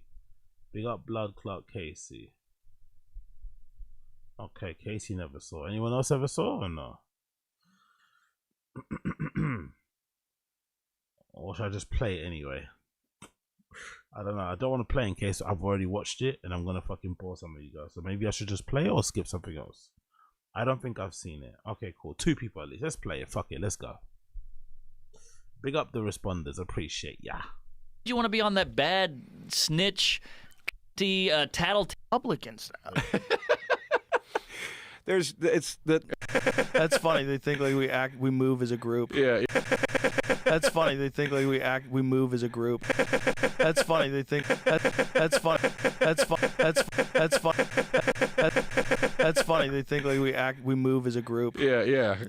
They're all Republicans now. But you do, though. I hear people apply to this comedy scene. I'm just like, what the fuck? Don't they move as a group though? They all move to follow Rogan. They all love to move and follow the show. They all fucking, for the most part, lean the same politically the same way. Like, I'm surprised why he's surprised that people think that, when he himself is like happy that people refer to him as a group in the first place. You know, it's like, why do you think we're? It's like, because you act like you're always in groups when you're not really. But yeah, that's what's happening here. Let's play the clip. Pick up American REDACT. It's so dumb. It's so ridiculous. Dumb. It's ridiculous. I read another article the other day about us being an anti-woke comedy scene. Like, look, why not just do great stuff? Go do great stuff. Don't worry about what we're doing. And we're not anti-woke. There's no anti-woke. There's like a ton of left-wing comics at the mothership. It's like, that's not what we're talking about. Yeah, we're not dwelling on that. We're making fun of things. All right, so it looks like Joe Rogan is acting like Joe Rogan again, because he seems to be in denial about the fact that he and his army of so-called healthy fellas are, in reality, just anti-woke comics. That's their entire identity now. So for Rogan to sit there and pretend like he isn't anti-woke might be the funniest thing he's ever said. It's almost like he forgot that there are literally thousands of hours of him ranting about this exact thing online. Like his whole migration to Austin was built around the idea that there was this massive crowd of people desperate for comics to stand up to the woke mob, which of course he knew he could turn into a gold mine. And luckily for us, he documented that entire thought process on his podcast. Like all the way back in early 2020, right before the big Austin move, Rogan was already trying to frame this narrative to his audience, that there's this untapped market of people out there who just want to see edgy comedians push back against the dark woke mob. That is what became his business model, and he figured out that if he could round up enough like-minded comics and set up shop in Texas, that he could corner that anti-woke market and profit off of it for years. Like, just listen to the way he talked about it with Mark Norman all the way back in January of 2020. It's like the word retarded. Right? Yes. If you use that, you could use that word and everyone laughs, or you can use that word and you're a monster. That's what I don't get. Why would you want to be on that bad snitch, tattletale side of all this? Because they want to be woke. And because there's a lot of fear in being against wokeness. That's and what it people is. coming after you. If you don't want to be shit on, you Yeah. have to comply 100%. Do you remember woke was before COVID, right?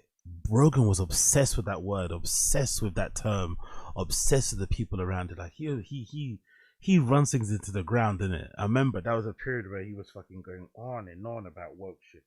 Now not so much, because that word, you know, it's kind of lost its luster, lost its fucking punch. It kind of means loads of different things. But when that word first came about in the culture wars, he loved talking about woke shit. He loved getting outraged about fucking nonsense woke stuff online. He loved it. And then That's if you so don't, scary. they come after you. It is scary. And it's a bummer. Who wants to live like that? Well, nobody does. But here's the thing. When you don't comply, so many people are like, thank you. Of course. Thank of course. you. There's yes. so many. I think more people are happy. It's just the voices that are upset at you Right. for not being woke are the louder ones. Right. And they're more into it because they're retarded. And I think that clip is important because it shows So everyone's retarded, we're not retarded. You always have to question that, innit, right? Whenever you think you're the smartest person in the room, you probably should consider whether you are the smartest person in the room. You know? You shouldn't always just run to the fact that, oh yeah, everyone else is dumb, they don't get it. How come they don't get it? It's so easy to understand. It's like, if you get it, maybe you're dumb. You know? Maybe figure that out. If you somehow get everything and you have all the answers, maybe you're the dumb one, you know? the exact mindset Rogan had going into all this. Like, this was a calculated business move. He knew there was money in leaning into the right-wing grift, and he was aware that there was a huge... I wouldn't go that far. I'm not gonna lie. People in the stream chat might disagree with me. I don't think Rogan is that conniving. I don't think he saw it as a money grab. I just think he just got his brain broken by COVID. People underestimate just how much that affected him. Somebody has been able to do exactly what they wanted for the majority of their life, whenever they want, at a drop of a hat, has all the money and resources to do whatever the fuck they want. There's never a restaurant he goes to that he can't get into. Clubs, whatever, locations, hobbies, material things. He's been able to have exactly what he wants from the get-go. And then to suddenly be told that you can't travel, that you can't do this, you can't do that, that broke his brain, So I'm sure that did a lot more damage than people would love to admit. It's a bit dumb still, but it kind of damages damage, isn't it? So yeah, I think that's basically what happened. And then he hasn't looked back since. But I don't think it was all just like some big money play like the other grifters. I think it was more so his brain was broken. He was seeking political asylum, and obviously, the Republicans got so converted him rather quickly, mostly due to the favorable tax cuts and shit. So yeah, I get it, but I don't think it was that evil and conniving demographic of people wanting to throw cash at anyone who promised to fight cancel culture and keep comedy dangerous. So when Rogan plays dumb now, acting like he isn't part of the whole anti-woke crusade, it's laughable. I mean, the Austin scene was pretty much engineered out of this realization that the anti-woke angle was a business model. That's a good move. That's actually a good point. The mothership was literally built on the premise of like, LA is too woke, LA is too progressive, LA is too liberal. We need to go somewhere where we can kind of say what we want without being censored, So that's what it kind of seemed as, or at least when they were talking about it earlier on. So now fast forward to today, and we can see that Rogan's little plan worked out perfectly. Him and Tony Hinchcliffe have basically mastered the art of pandering to the anti-woke side of America. And honestly, it was the easiest layup imaginable. I think the podcast that panders to the anti-woke audience out there is definitely Patrick Bet Davidson. We got RM Brown. Patrick Bet Davidson. I think PVD does a best job of like pandering to the right. I don't think he even believes or kind of stands by a lot of that shit, but he definitely knows his audience. and knows how to kind of get them going. So I think they're the ones that pander the most, I think. All they have to do is spit out a handful of anti-woke buzzwords and the crowd goes absolutely wild. No setup, punchline, or actual joke is needed. They just say whatever the buzzword of the week is, mix in a couple slurs about the LGBTQ community and people of color, and boom, standing ovation. Do you guys remember? When Rogan got done by that Facebook story, that fake story about some classroom where a kid identified as a cat, and the school installed like a litter tray in the classroom so the kid could like shit in it? Do you remember that? Rogan's bullshit meter was not working for some reason. He repeated that story quite often as well until somebody told him, "Hey, that's a made up story." That was all over Facebook. It's like, what? Somebody identified as a cat and they had a kid, huh? The audience eats it up every single time. And now it's gotten so bad and hacked to the point where even some of their peers are exhausted by it. Like when Shane Gillis openly joked about this non-stop slur parade on the podcast he does with Matt McCusker. Comedy movies are back. True. In a big way. Pendulum swung. Pendulum swung. Pendulum's fully swung. Maybe too far. Head down to the mothership, you go, oop. Yeah. Pendulum's maybe swung a little too far. Not everyone has to say it. True. Every single set. I love this, brother. This came from the soul. This is the hate that comes from the soul. This is the hate that comes from the soul. Big up Shane. Big up Shane and Matt McCusker. This is the hate that comes from the soul. So even the comics who made their name tiptoeing the line of offensive comedy are rolling their eyes at how lazy and hack it's all gotten. But now, as soon as Maron officially called them out for it, suddenly this whole crew goes into denial mode. And now all of a sudden Maron's just jealous and Maddie's not part of the Rogan sphere. Like in this next clip, Joe literally frames the Rogan sphere as a walled garden that outsiders are just bitter about being left out of. That's also, you got to realize, like someone framing it in a way that's going to get people to read it. Yeah. And then there's people that genuinely do think that way. And it's what a lot of that is, I think, is the walled garden issue. And so there's people, listen to this, what he said though, right? He thinks there's people that generally feel a certain way about his group of friends, but then he immediately categorizes those people as most likely people who want to get in. No. It could be both. Why couldn't it just be some people out there don't think you guys are funny, don't think you guys are good, don't think you're beneficial or adding anything to the fucking community or to the world in general, so they call it out? Why does it have to be, oh yeah, like everything was squashed because of fucking Michael or whatever? I don't know. It's just a weird place to come to. Weird way to kind of conclude things. But I guess it kind of is favorable because to his point of view, so it doesn't hurt his feelings. the fact that there's like a walled garden, right? When there's a walled garden, there's a bunch of people that are doing really well together and they're hanging out together and they have fun, and you're not in that group. You start getting mad at that, and you find reasons why that's bad because you know you want something like that in your life. Which honestly, he thinks so highly of himself. He thinks so highly of him and his friends of like adult degenerates.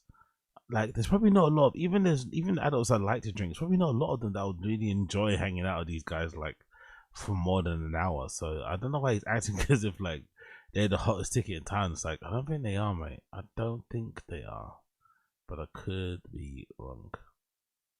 Let's continue. we all do. If I see like a whole group of friends like palling around and laughing, I always smile because I know what that's like. I like it. Mm-hmm. But if you never have that in your life and you see a group of people palling around and having a good time together and hugging each other and just laughing and just having a good old time, you feel like left out. Mm-hmm. You feel disrespected. You know, 1 to 250. Yeah. Do you people get angry? Do you remember, like, I don't know if you ever experienced this, but I'm assuming you have. It's kind of like when you're coming up the ladder initially in show business and you see famous people on TV and whatever, and you got an opinion about everybody that's having too much fun, that's annoying. Oh, yeah, and yeah. that guy's music sucks and this He's and that. a Whatever. hack. Yeah. Yeah. And then 5 years later, you find yourself in a room with the guy at some party and you meet him and talk to him and you go, what? He's the nicest. What the fuck? Well, I think I like his music now. It just changed. That's you. That's kind of you being fake, though, isn't it? I'm not gonna lie. I like Joe DeRosa. He seems like a funny dude, but that says more about you than does about the artist or the industry in general. That's you just being a fake person. Now you're in the room with them. Suddenly you want to be their friend. Like, huh? Like, if you hate somebody for a legit reason, and again, hate's maybe a strong word, then it should be fucking forever, really, until you squash it. It shouldn't be, oh yeah, now we're in the same space. Oh yeah, hey man. So, no, if someone mugged you off, if somebody pissed you, someone did some fuck shit, it doesn't matter what happens to you, you know, on the inside. It's some fuck shit. It is what it is. No, it's so stupid. All right, so according to Joe Rogan and his designated fart sniffer, Mr. DeRosa, any guy who dares to call them out with reasonable criticism is just some bitter hater. Rah, I never noticed that Mark Maron could just be like older Jeselnik, isn't it? And vice versa. They could play each other's brothers. They could play brothers in some sort of movie for sure, right? Jeselnik and fucking Mark Maron, especially when you consider their dry sense of humor. I think that would work pretty well. There you go. And let's get this finger rolling. Where are you? Cool. Standing outside the club. Like, that's their go-to defense now. And if you notice, it's the same script that Tony Hinchcliffe rolled out last week when talking about Mark Maron and Anthony Jeselnik. It's always that critics are angry failures who just don't understand what it's like to win. But they never actually address what Mark was calling them out for in the first place. Exactly. They just skate around it. Because I feel like deep down they know that there's some truth there. Like, if we go all the way back to one of Maron's callouts, his actual problem isn't that these guys are successful podcasters. It's that they've gone so far down the right-wing pipeline that they barely resemble the people that they used to be. And that is a valid point.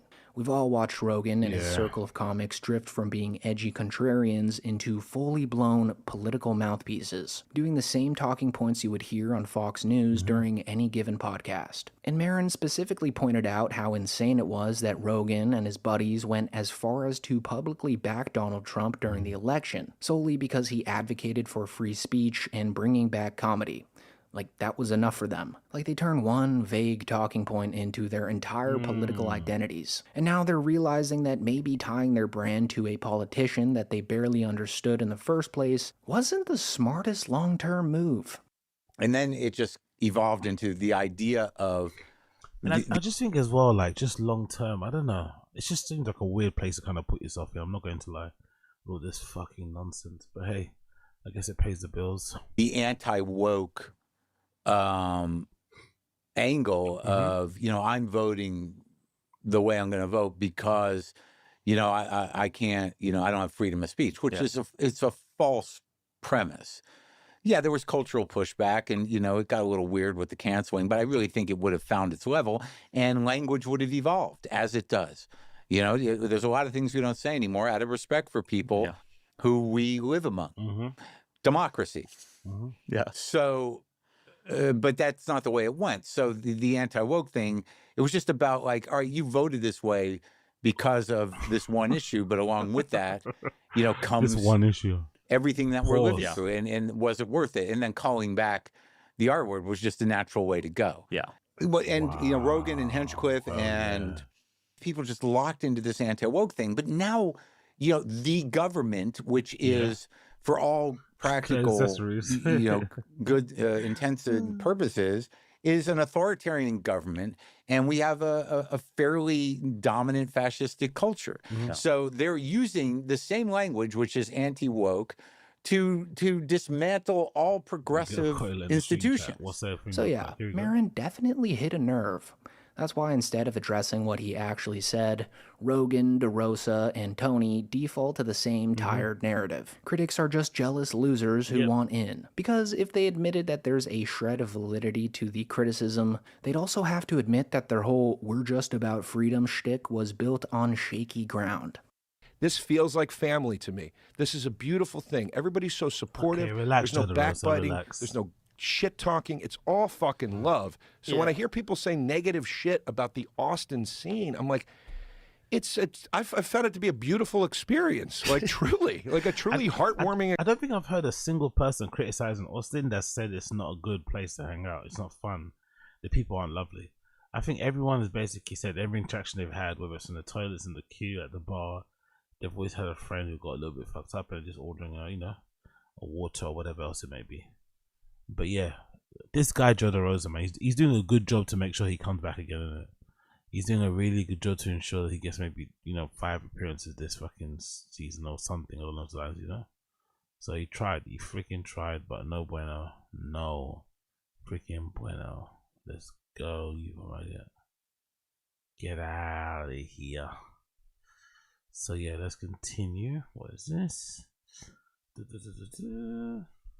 Experience. It's people that aren't in the scene. That's all it is. It's Yeah. like people that they're looking at it from the outside. And it's not just us that are like this. Like, my thought on all this shit is that my favorite people to hang out with are comedians. And we do it here too. And some people don't want to hang with comics. They're lone wolves, and that's fine too. Man. So for Rogan to refuse that he and his pals were against the woke mob might just be, again, the funniest thing he's ever done. I mean, just take a look at the way he spoke about the quote-unquote woke mind virus to another guy who's trying to creep his way into the Rogan sphere, Tyler Fisher. Show you these outrageous people over and over again with fake eyelashes, reading stories to kids, just freaking everybody out with a bunch of different, you know, I'm two-spirit, and I'm this and that, and I'm trans-masculine with like fucking, the whole thing is just nuts. And then shutting down free speech. I mean, I've been banned shut down for 3 years. They froze my. I was going all my pandemic shit. Oh, they on shut, TikTok. They banned you. What'd you do? They don't have to tell you. They don't. Besides being white, boy. I was texting while white. They don't have to tell you. That's part of when you sign up. It's the only way. Even look at the word woke. Woke used to be a cool thing, and because of comedy, it's foolish. It's now it's a clown world word. Yeah, it's a clown world word that you can't use on the other side. You can't say I'm woke because I was like, bah, you fucking idiot, fucking loser. Yeah, you fucking idiot. So it becomes a pejorative. It becomes something that someone points to. It says, oh, you're infected with the woke mind virus. Yeah. Like, no. So yeah, just wanted to point this hypocrisy out. But real quick here before I end the video, I just wanted to give credit to Mike David from Red Bar for finding these clips of Rogie during his latest episode. I'm sure you're familiar with Mike and you've probably already formed opinions about him, but let me just say that he's truly the godfather of this entire niche. We were all, in one way or another, inspired by what Mike's been doing at Red Bar for over 20 years now. Like the Elephant Graveyard gives all credit to Mike for his entire channel. So if you like my channel and everybody else's, you would probably really enjoy Red Bar. Like, he's easily the funniest guy covering this stuff right now. But anyways, with that being said, thanks so much for watching.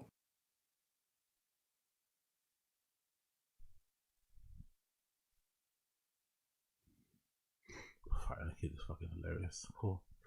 What are you guys saying in the stream chat? DeRosa still has thankful he gets comedy friends to get him gigs. DeRosa never had the makings of a varsity player.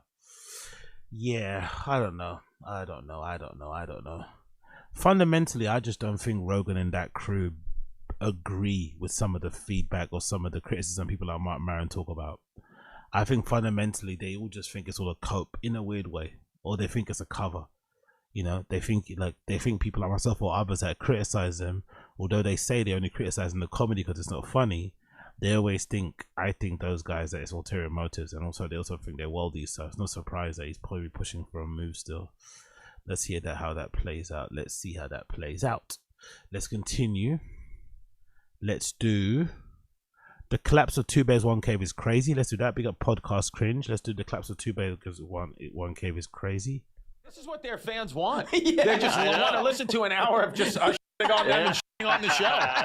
It is weird. This is what podcasting's become. This is like Brendan Schaub's Reddit. Yeah. Just shit on him, you know? The 2 Bears 1 Cave summer break is complete, with Chrissy D and Starvey posting their final guest episode after 6 weeks of carrying the show in. Oh, so Brett and Tom are meant to be back next week. Oh fuck, or the next episode. Oh man, that's annoying, isn't it? It was actually getting quite good. They were getting quite uncomfortable. Fuck. In Tom and Bert's absence. When they first announced the guest host plan, most of us assumed it'd be a few filler episodes just to keep the ad reads going for Tom to cover his car payments while he was off chasing his Hollywood dreams. Jesus but Christ. Instead we got or why he was out there trying to find his second wife. I thought that's what he was gonna say. full 6-week arc of Chrissy and Stuffy slowly realizing that not only were they doing the heavy lifting, but the audience actually preferred it that way.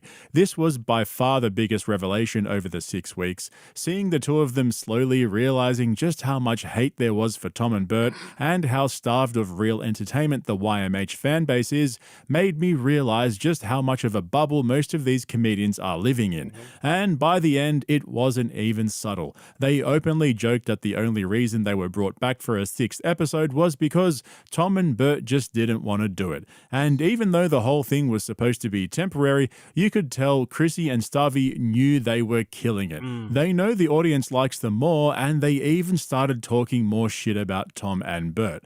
Stick around because I'll show you exactly what I mean later on in the video when they call Bert and how he manages somehow to bomb over the phone. He fumbles this fucking weird bit about which products comedians should really be selling. He sucks all the energy out of the room and then he hangs up. But then Chrissy and Stuffy immediately roast him for being a predictable narcissist and how he doesn't understand comedy anymore. Towards the end, I'll show you the moment when Mark Normand and Sam Morrell joined the pile-on of Tom and Bert, and if you've been following my forensic coverage of the show over the past few weeks, this has been the trend. If you recall, after the first guest episode when they asked us what we wanted to see more of over the summer, I posted a video asking them to spend more time roasting Tom and Bert, and boy did they deliver.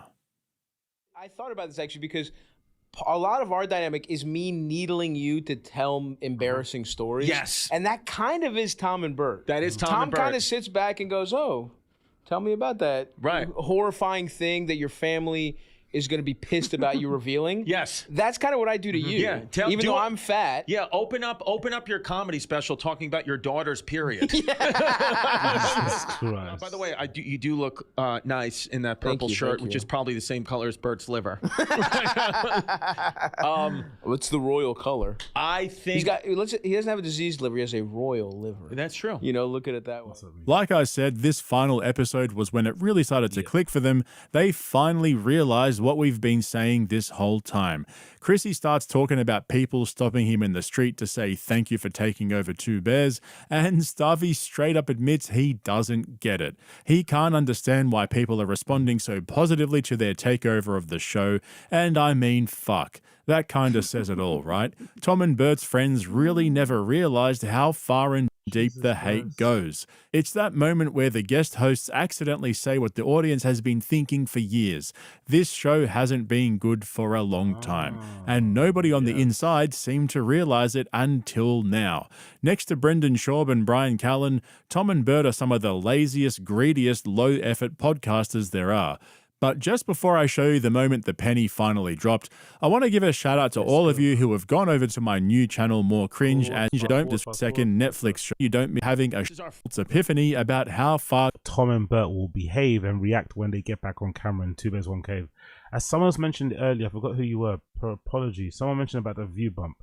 Yeah, that's it, Smash Mino, just above you. So I think what Smash Mio said is definitely what's going to happen. They'll come back with some level of energy, excitement. They'll pull up some really great saves. But then, you know, third whistle or shit, whatever else, that keeper should have caught that. That keeper either should have caught that or should have fucking liked or should have enjoyed getting fucking ripped to pieces. That should have been the case, you know? I flipping loved Fubi back in the day. I'm not going to lie, Fubi was fucking sick. Let's continue. Cave is. This is our final. I actually can't believe it's 6 weeks, dude. This That's is the 6 crazy. weeks. We were only supposed to be signed on for 5. They let us go to 6 because Tom and Bert just don't want to do it anymore. No.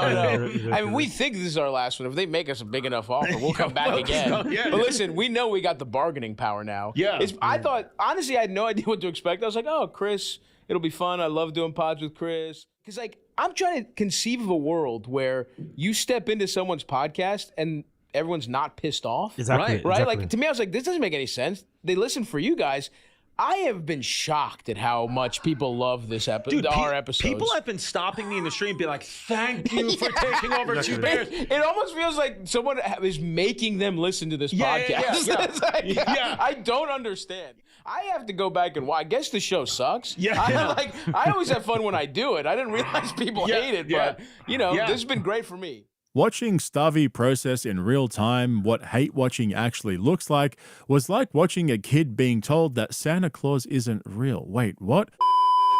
He's sitting there mid-convo trying to understand why people are coming up to them and saying how much they love the Summer Bears episodes, and then out loud he just blurts it out. It almost feels like someone is making them listen to this podcast. That was the exact moment it dawned on him how badly Tom and Bert have been treating us over the last few years. And the best part is you can tell this thought genuinely hadn't occurred to him before. That's how deep in the bubble these comedians are.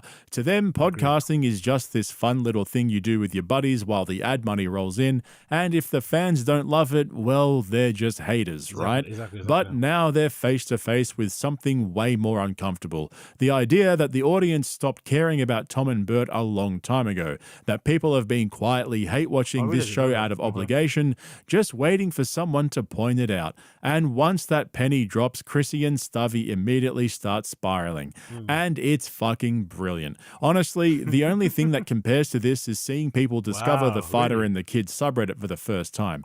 They go all in on roasting Tom and Bert. They compare them to two deadbeat dads who promised to stick around but ditched their podcast baby the minute Hollywood called. They start talking like it's a full-blown breakup, like they're the new stepdaddies trying to win over a family that's been emotionally abandoned. And it's not even subtle. They say outright, we're just fucking around, and people act like this is the best entertainment they've ever had in their lives. That's not a joke, that's a diagnosis. That's two guys realizing they stumbled into a gig where the only competition was two guys who checked out years ago. Tom and Bert are sort of like the guy that knocked the lady up in high school. Right. Promised they'd be there forever. They changed. Right. They don't treat her well anymore. They're off to Hollywood. And now we're just some guy who pays the bill. We're not doing a good job. No. We're just not, I guess, just really bad at it. I don't even understand. They set the bar so nice and low. We're just kind of around, and people act like this is the best entertainment they've ever had. That's what I said the other day, actually. Some of the cackling has been a little bit OTT, you know. You see these guys on pod, not together a lot, but separately you see them a lot. What's the fucking ad gonna do to change your mind? I mean, come on, man. Make it make sense. But let's go get it. Had in their life. But no, I want to be very clear. This is it. There is no, we're not making a podcast. No. We're not, there's something about life is like, these are little surprises. I didn't even expect this to be this fun. No, I really thought this was going to be bullshit. Yeah. And I was just kind of doing it because whatever. Right. You know, who gives a fuck? Right. It'll be fun. Let's plug some dates. I love that we're saying all this and then we leave here and the head of the network is standing there with an immediate guaranteed offer for another 6 and we sign it on the spot with yarmulkes on. Just right away, full Yanni's on, and we are back for, hey, it's not the summer bears, it's the fall bears. Autumn bears. Hey, pumpkin bears. The first 2 episodes we really tried to make it big, and then the last 3 we've been trying to run it into the ground, and it's just not working. Yeah. Well, I think last week's did it. Yeah, last week's. I think last week's episode this week, if we really just, hopefully we can really get into the weeds of comedy and vaccines. The process. Let's talk seriously about the geopolitical climate. Bring up Mom Donnie as many times as you can. Oh, vote Zoran for sure. Yes, 100%. That is true. Well, we figured last episode, Tom and Bert must have sent some fun videos. Sure. They don't give a at all. They're out. Didn't even send videos. Couldn't bother. And we saw the production value last time. It was literally just Bert doing this outside. This is really the one where we're like, all right, 52 minutes. This is, because you know what this is? This is, ironically, it's the last day before summer vacation for us. You really? This is our last show. This is what are they going to do, fire us? Seriously. And just when you think it can't get any more brutal than that, they call Bert. Now, keep in mind, like they were just saying, this is the final Summer Bears episode. You'd think Tom and Bert might have recorded a quick thank you video, maybe a little send-off message to close out the run. Fuck no, nothing. No video, no message, zero effort. So what do Chrissy and Stubby do? They just cold call Bert mid-episode on speakerphone, and it's everything you'd hope for and more. Bert answers the call while taking his blood pressure medication. Like, actually, I'm not even joking. And then launches into this bizarre half-baked bit about what kind of products comedians should be selling. He's pitching it to them like he's on Shark Tank, but every idea is somehow less funny and more cringy than the last one. And don't forget, guys, Bert is one of the top-selling comedians in the world. Never, ever forget that. And so while he's talking, you can feel the energy in the room slowly dying. Chrissy goes quiet. Starvey starts that polite podcast laugh people do when they're trapped in the mothership green room, forced to listen to Rogan ranting about the pandemic and free speech. The contrast between the old bears and the new bears could not be clearer. Then Bert hangs up and Chrissy and Starvey immediately start roasting him. Not behind his back, not passive-aggressively, full-on, this guy doesn't get comedy anymore energy. Like they've been holding this in for weeks and finally had to say it out loud. Guys, we finally did it. We got him. You know, this is amazing, is that literally it's our last Summer Bears episode, and Tom and Bert didn't even send in videos. They couldn't have cared less. Don't give a should we call them? You want to call them? Should we or just see if there's some famous, some of their most famous videos too? Let's just see. I bet you they're not going to answer. Yeah. So just call, see what we got. What's up? Bert, what's up, baby? It's me and Stavi. We're live. The very last Summer Bears. We're coming to. We wanted to call you. Hang on. Oh. All right, cool. Taking my blood pressure medicine. Are you really? Yeah, Losartan and amlodipine. Oh wow, you got two. Nice. The cocktail. Yeah. I like to take care of myself. How's Stavi's weight doing? Dude, Stavi actually looks good. You guys killed it. This past 6 weeks, 7 weeks, whatever it was. Thank you. Of course, man. We're trying to like leave it. We're trying to bomb the last two. You know what I mean? We thought it'd Start be at fun. 0. We thought it'd be fun for you guys to just take it out of. I mean, an even The bigger wreckage. gaping hole that you left it with us, to us with. It was like, do you remember that pilot in Seattle, that guy that stole the plane and did a barrel roll? Yes. The first 4 episodes was us doing little tricks. You guys are like, hold on, it's still fun. I want to try one more. My initial instinct, because I like when you guys break down other comics. That's always been fun for us. Mm-hmm. And so my initial instinct was, Tom and I have a vodka, but Joe's diversified himself so much that I think having a vodka is just hack these days, that you need to have a real brand based on the comic. So I was going to have you go through a list of comics and say really what their fans would buy based on who they are. That sounds fucking awful. They all saying okay because he pays their bills right now, and it's nice bit of extra money that they're making, but that sounds awful, man. What? Le Loup Perrier, or whatever you fucking say it. Lulas Perrier, how you fucking pronounce it. Absolutely amazing development. Praise and show glad to fucking, that guy. Hope he doesn't, suffer for any fucking mental break or something. Fingers crossed. Fingers and toes die crossed. Move, let's do this one. 2 caves, 1 cave, all about witchcraft and 7-year-old. Not sure I want to play that. I'm not into the which floor vibe. Let's see some of the photos. Covered in fen. I think there's some sort of fen party or paint party. I guess you had those in America too, right? Where somebody asked for like the perfect kind of cut to cut a ball without going crazy with the fucking windshield shit. Let's see how it happens. Anything here? Nope, nothing at all. Never in my life. Not that simple. Okay, fair play, fair play. What else is going on here? This guy calls what? He calls Slow Joe transgender. Yeah, he's not gonna be your friend anymore. I'm not gonna lie. That guy isn't gonna be your bicicleta or whatever. That's not happening. But yeah, I found that shit fucking corny and lame. But hey, who am I to judge? You get me? Cool. Let's move on from this. Refresh the screen. I want to hear a good performance in the second half, if you don't mind. That's always been fun for us. Mm-hmm. And so my initial instinct was, Emily. Passive aggressively, full on, this guy doesn't get comedy anymore energy. Like they've been holding this in for weeks and finally had to say it out loud. Guys, we finally did it. We got him. This is amazing, is that literally it's our last Summer Bears episode, and Tom and Bert didn't even send in videos. They couldn't have cared less. Don't give a should we call them? You want to call them? Should we or just see if there's some famous, some of their most famous videos too? Let's just see. I bet you they're not going to answer. Yeah. So just call, see what we got. What's up? Bert, what's up, baby? It's me and Stav. Wow, they proved it wrong straight away. What did they want? They all went free denim tears or something. Jesus Christ. We're live. The very last Summer Bears. We're coming to. We wanted to call you. Hang on. Oh. taking my blood pressure medicine. Oh, you really? Of course you will. Yeah, losartan and amlodipine. Oh wow, you got two. Nice. The cocktail. Yeah. I like to take care of myself. How's Stavi's weight doing? Dude, Stavi actually looks good. You guys killed it this past 6 weeks, 7 weeks, whatever it was. Thank you. Of course, man. We're trying to like leave it. We're trying to bomb the last two. You know what I mean? We thought it'd Start be at fun. 0. We thought it'd be fun for you guys to just take it out of, I mean, an even The bigger wreckage. gaping hole that you left it with us, to us with. It was like, do you remember that pilot in Seattle, that guy that stole the plane and did a barrel roll?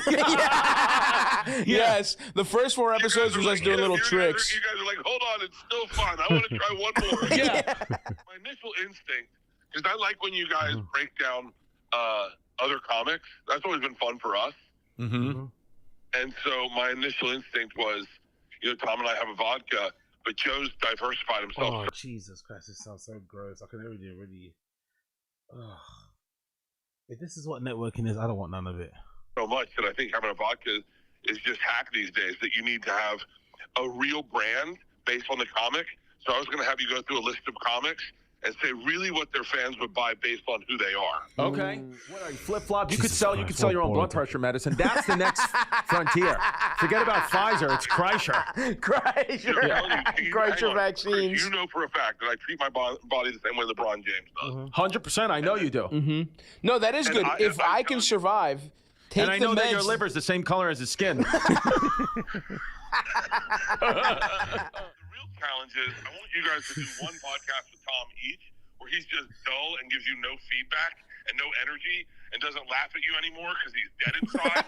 Sure. I love this. We're doing couples counseling. Yeah. I watch He dies on the phone. do their podcast and I watch them still laugh at each other and I go, oh, I remember those days. Oh, yeah. Yeah, you guys are like the married couple at an orgy watching the newlyweds just f the shit out of each other. Oh, yeah. And you guys are just trying to jack off each other's limp dicks. These days is an eye roll. Oh yeah, quick update on fucking the condition of Bert. I saw this recently, by the way. Let me see if I can find it. A quick update on Bert's condition. On Bert's we don't see him on pods. I don't feel like I've seen him on recently. I'm not sure if he's hiding, but this is what Bert currently looks like at the moment. He's looking inflamed. Where do I see it? I see he's like red. Where was it? That's the one. That's the one. Guys are awesome. We were going to make you take the shirt Look off. at We Bert, said look I at had to Bert, do look it at too, Bert, so look that at was a Bert. hard pass for me. Oh, is it coming off? Let's go. Come on. Come on, man. I just want you to I think. Yes. Look at him. Look at him. You can already tell by the face. Look at that. Look at his face, brother. Bert is huge, bro. Bert's starting to look like Wings of Redemption. Bert is starting to look like Wings of Redemption. He might be like 400 pounds plus here. He looks fucking massive, innit? Look at him, bro. Look at the size on that motherfucker. And he's got that glassy look in his eye as well, by the way. Look, he's got that glassy look in his eye. Look at him. Look at his eyes. He's got that. He can barely open. That insult that fucking Joey Diaz said to him ages ago, right? But KREISCHER got so high he turned Chinese. I honestly think that sticks now. I think at the time I don't know, was he offended? I'm not too sure if I can remember it correctly. But I do remember Joey Diaz basically saying that every time Bert gets really drunk, he looks Chinese. And, not to be offensive or anything, but look at his eyes, bro. He can barely open those shits, One more time. Awesome. We were going to make you take the shirt off. We said I had to do it too, so that was a hard pass for me. Oh, is it coming off? Let's go. Come on. Come on, man. I just want you to I think. Yes. Damien, do it. Yeah. I think Damien should do it. You got to represent Roll Tide. You got to represent. Wait. No. I got a wife at home. She not gonna be happy. You guys are awesome. Ew. Look at him. He is massive now, isn't it? Bertie boy is fucking huge. Fuck me. Yeah, that's it. Okay, yeah. So, All right. Thank you, bro. Later, See bye. you, dude. So if that didn't plummet the ratings, I honestly, if calling Bert, if you're still listening after we just called Bert, and I believe he called it bad ideas. Yes, and which it's is called bad thoughts. right? So if you're still listening now, you truly need more mental help than I do. We literally just called Bert, and Bert talked about himself for 10 minutes. His idea for a bit is like, what could a comic sell? Yeah, that's better than alcohol. Yeah. And it's like, how about we tell a joke? Yeah. How about That's such a good impression of Bert. What can we sell? You know, what comes with a fucking discount code? What comes with a fucking anything sell with it? That's a really good fucking impression of Bert. I'm not gonna lie. Big up Stavros. That's fucking brilliant. stand-up comedy is what we does sell. a joke. It's like, yeah, what? But he will be rich. You know, we'll all be. Oh my God. When the apocalypse happens, we will be living in one of Bert's 8 tour buses. I'll be like your child's nanny. Yeah, you know what I mean. Yeah, We'll be living together. They're paying us from just dividends of Poor Osos. Yeah. They're not even going into their pocket. This is just runoff. What makes the Bert call so perfect is that it accidentally proves the exact thing they'd been dancing around that whole episode. The old bears are done. Yeah. They've checked out. Tom's been running on autopilot since his airport meltdown, and Bert can't even show up for 10 minutes without fumbling some half-baked branding pitch and killing the momentum like he's headlining a sleep study. If you needed more proof that Bert has well and truly run out of material, then surely this is it. And credit to Chrissy and Starvey. They don't even try to save him. The second he hangs up, they start clowning on him for being stuck in this narcissistic product-pushing loop, and they're not even being mean. They're just telling the truth. But the fun didn't stop there, because then they started pitching ideas to save the show when the old bears get back from their summer sabbaticals. They also are asking us, what should Tom and Bert do when they come back? How do they win the audience back and the show? Right? Or you know what? A game of Russian roulette. Nice. Until one of them dies. Yeah. I think that's the only thing that will satiate the fans' bloodlust. Yeah. I And then- think they and need then to Bert watch stays one alive. of them and just like, and be the so thing pissed. is, you know, Tom, even though he wants to live, he actually wouldn't be like that shaken, and Bert would be like crying. What if Bert shoots part of his brain out and he survives and it just doesn't affect his act? Yeah. You still just the same thing? That's hilarious. That is crazy work from Starvey. First the Russian roulette, then shitting on Bert's material. Finally, they're saying out loud what we've all been saying for years.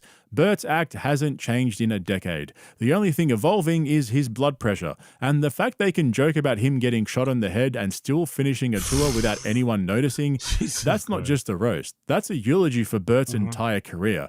Like I keep saying, the masks are slipping. We're seeing the people closest to the scene getting fed up. They've watched Bert run the same playbook over and over, shirt off, personal family secrets, a few stories that never happened, followed by the machine story stretched across 40 fucking cities. And they're finally done pretending it's some kind of art form. But instead of trying to fix it, they lean into it, because at this point there's nothing left to fix, right? And then out of nowhere, Mark Normand rocks up and drops one of the best zingers I've heard in a while. I'll never get tired of seeing Bappa catching strays. Yeah, this is a good one. This is a really good one. Congrats on the last episode.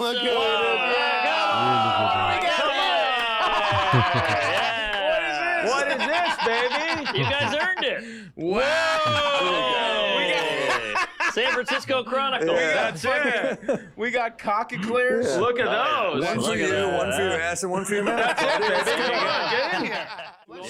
Let's take 5 more minutes. We'll do All our right. contractual hour. Right. And then we'll get the we see how much we give about this show. We just have a countdown. The second.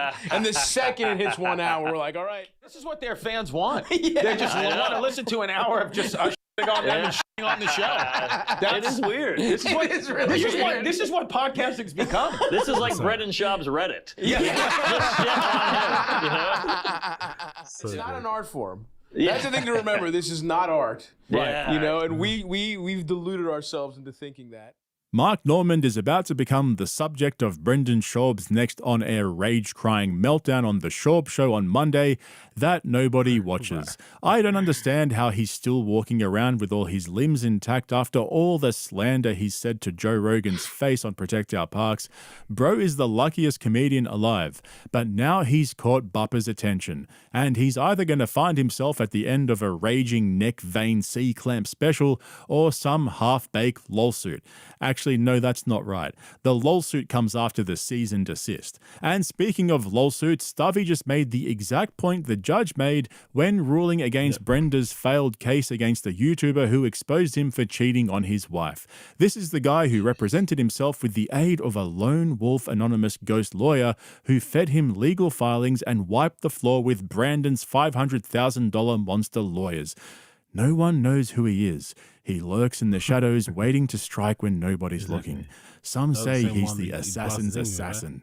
Anyway, sorry, I'm talking about Stubby's declaration that podcasting is not art. Truer words have never been spoken. If there's one thing Chrissy and Stubby have proven over the last 6 weeks, it's that they're both homeless as fuck and watch all of these videos criticizing Tom and Bert.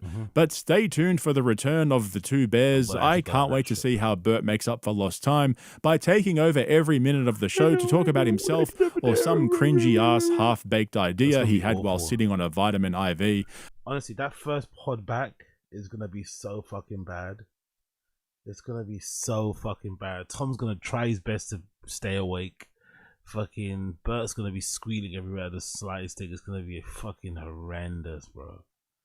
So you know, if you don't like it, or you got a great personality, it's never. Or you know, it stinks. It's never gonna work out. 2 of the 3 is always the most important. I swear to God, it is. 2 of the 3 is always the most important. So most of my favorites, but you don't want to get that. What's that thing that girls are worried about?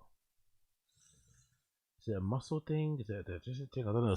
Some stomach thing that girls are worried about in terms of. I'm not sure if it's a lymphatic massage or whatever, something along that. Where you kind of smooth out the areas around your, backup story and shit. Someone say you've been doing this for 5 years still, just going fucking crazy on these sports. But yeah. I can't wait for Bert and Tom to come back. That first episode is going to be nuts, bro. It's going to be so fucking bad. I can't wait to see the comments after the fact on that first episode. I'm really hyped to see it. I'm not going to lie. Kind of fucked to say that, but I am. On the stand-up comedy server, they said history tomorrow, don't sell out unless the event is already sold. That's a weird tactic, isn't it? So they don't talk about the event. They don't say that it's mentioned unless he himself mentions it's gonna sell.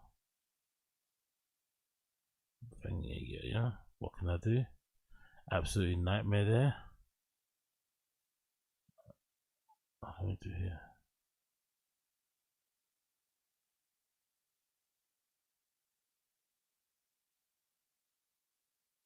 Hand behind the back. Yep. There you go. Okay, let's play.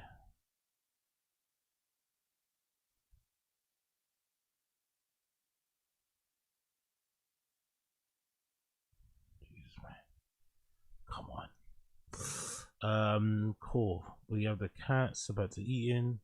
Let's move on from that one. We done that. Let's get rid of these windows. American REDACT we did. Podcast CRINGE we did.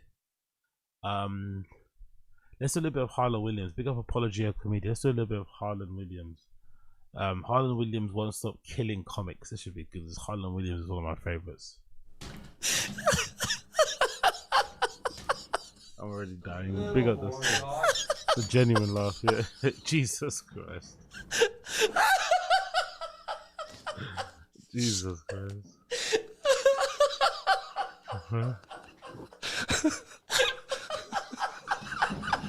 You're always dying so much. Big up Santino. Okay. Hold on. We need to regroup. For a lot of comedy fans, it might feel like Harlan Williams faded out of the spotlight sometime in the early to mid-2000s. After his roles in Rocket Man and The Cop and Dumb and Dumber, it seemed like he disappeared. But the truth is, Harlan never left comedy. Right, he's had a lot of fucking movie roles, isn't it? He doesn't really talk about it that much, but he's probably Hollywood out, isn't it? Fucking hell. He's been grinding this whole time, touring, putting out specials, and most recently becoming one of the funniest comedy podcasters working today. Harlan is a comics comic. He's the kind of performer that other comedians admire. not just for his writing or delivery, but for how much joy he gets out of making people laugh. One of Harland's funniest attributes is his ability to keep a completely straight face while forcing the people around him to lose theirs. It's like his own personal sport, making comics break character, especially a comic like Andrew Santino. If you know Santino, you know he's great at keeping a straight face throughout a bit, and it's also what makes him a perfect target for Harland. Because Harland doesn't need a big punchline or a scripted joke, sometimes all it takes is the smallest detail, like casually pulling out a bottle of lotion mid-conversation. I'm not who you think I am. You're God. Yes. But you... God? Yes. Well, I thought you were God, and you said I I'm am. not who I think I am. I'm not who you think I am. So you're not God. Yes. See, now I'm confused, Lord. That's okay, my son. Do you mind if I moisturize God while we chat?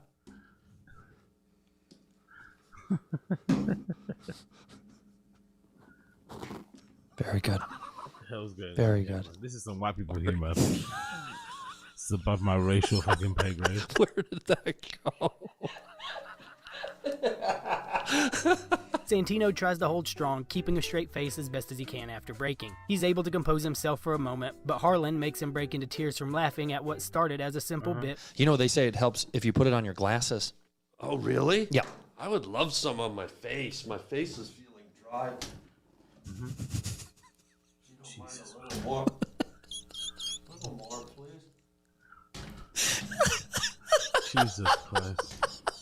Just a little more, God.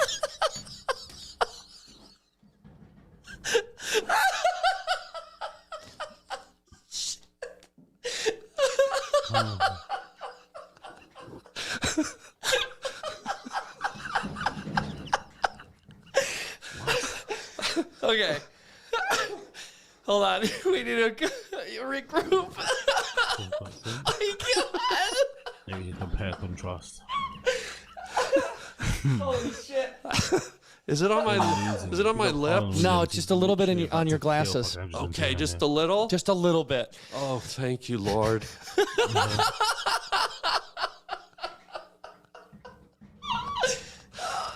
Oh my fucking God. Yes?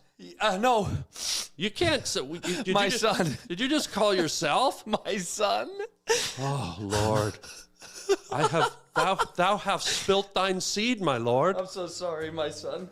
I watch everything Santino does, and I've never heard him laugh like that before. Never heard Santino laugh like that. Had me dying. There's nothing more beautiful than Andrew's genuine laughter. Harland makes the podcast hilarious on his own, but what makes it so entertaining to watch is the way he's able to crack someone like Santino.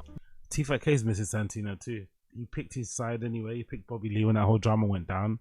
But Tfatk definitely misses not having Andrew Santino around, you know, a young Schultz when he wasn't on as much as he is now, because you could tell maybe the others has just been laziness and maybe indulging so too much with drugs and booze. But with ACEBOY, with Trey, whatever his name is, or ACEBOY Pun, I guess, or I forgot what his name, but no disrespect intended. But I'm pretty sure he like has a voice that is way more, you know, whatever his real one, and people don't give a shit. So that's why I usually go for the fucking noisy one, that Old Trafford. You get me? But hey, what do I know? Absolutely nothing. Let's continue.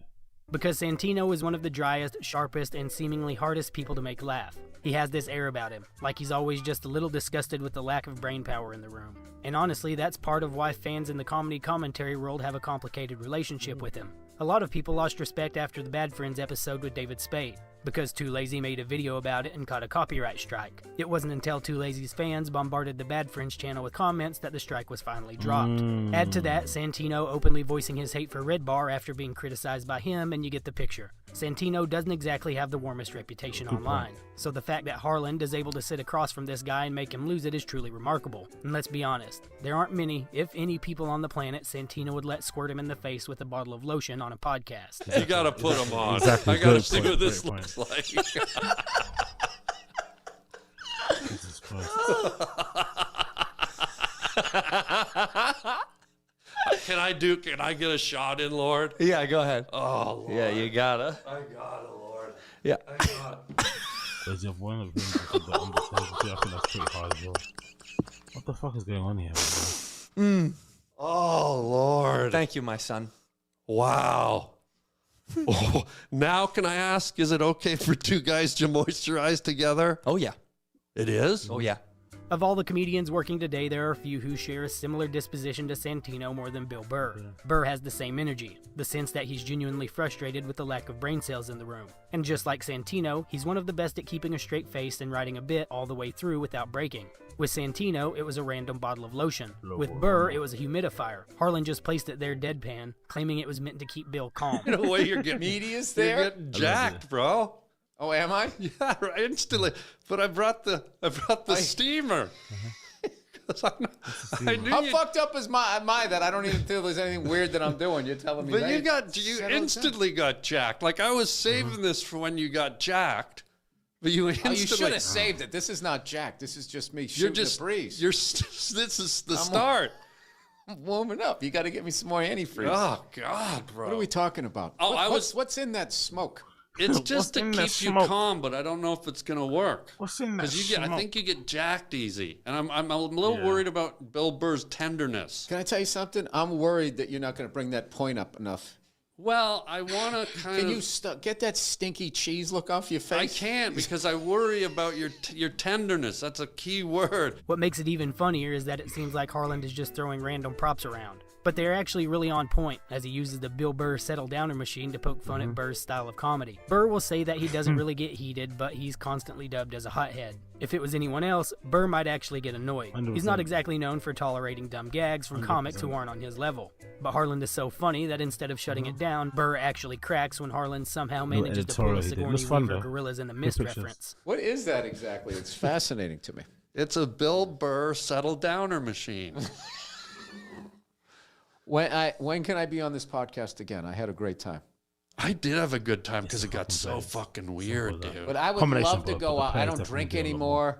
I don't know what, but I would love to just be sitting on one of those low-to-the-ground lawn chairs. You know what? Let me tell you. I want to tell you two things. When the sun and the moon is out at the same time, So- and you're like, you had to do the math real quick. Oh, that's right. Those are two different things. Listen to me.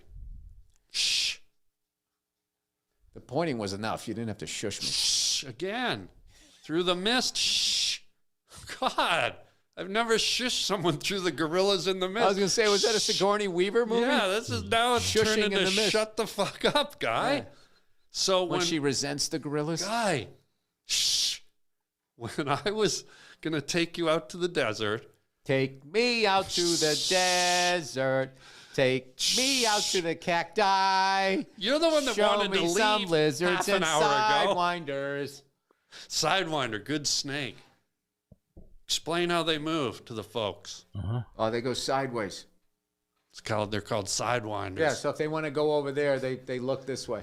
And go sideways. Yeah, it's because of a fucked up childhood. Their father was cold-blooded. Sorry.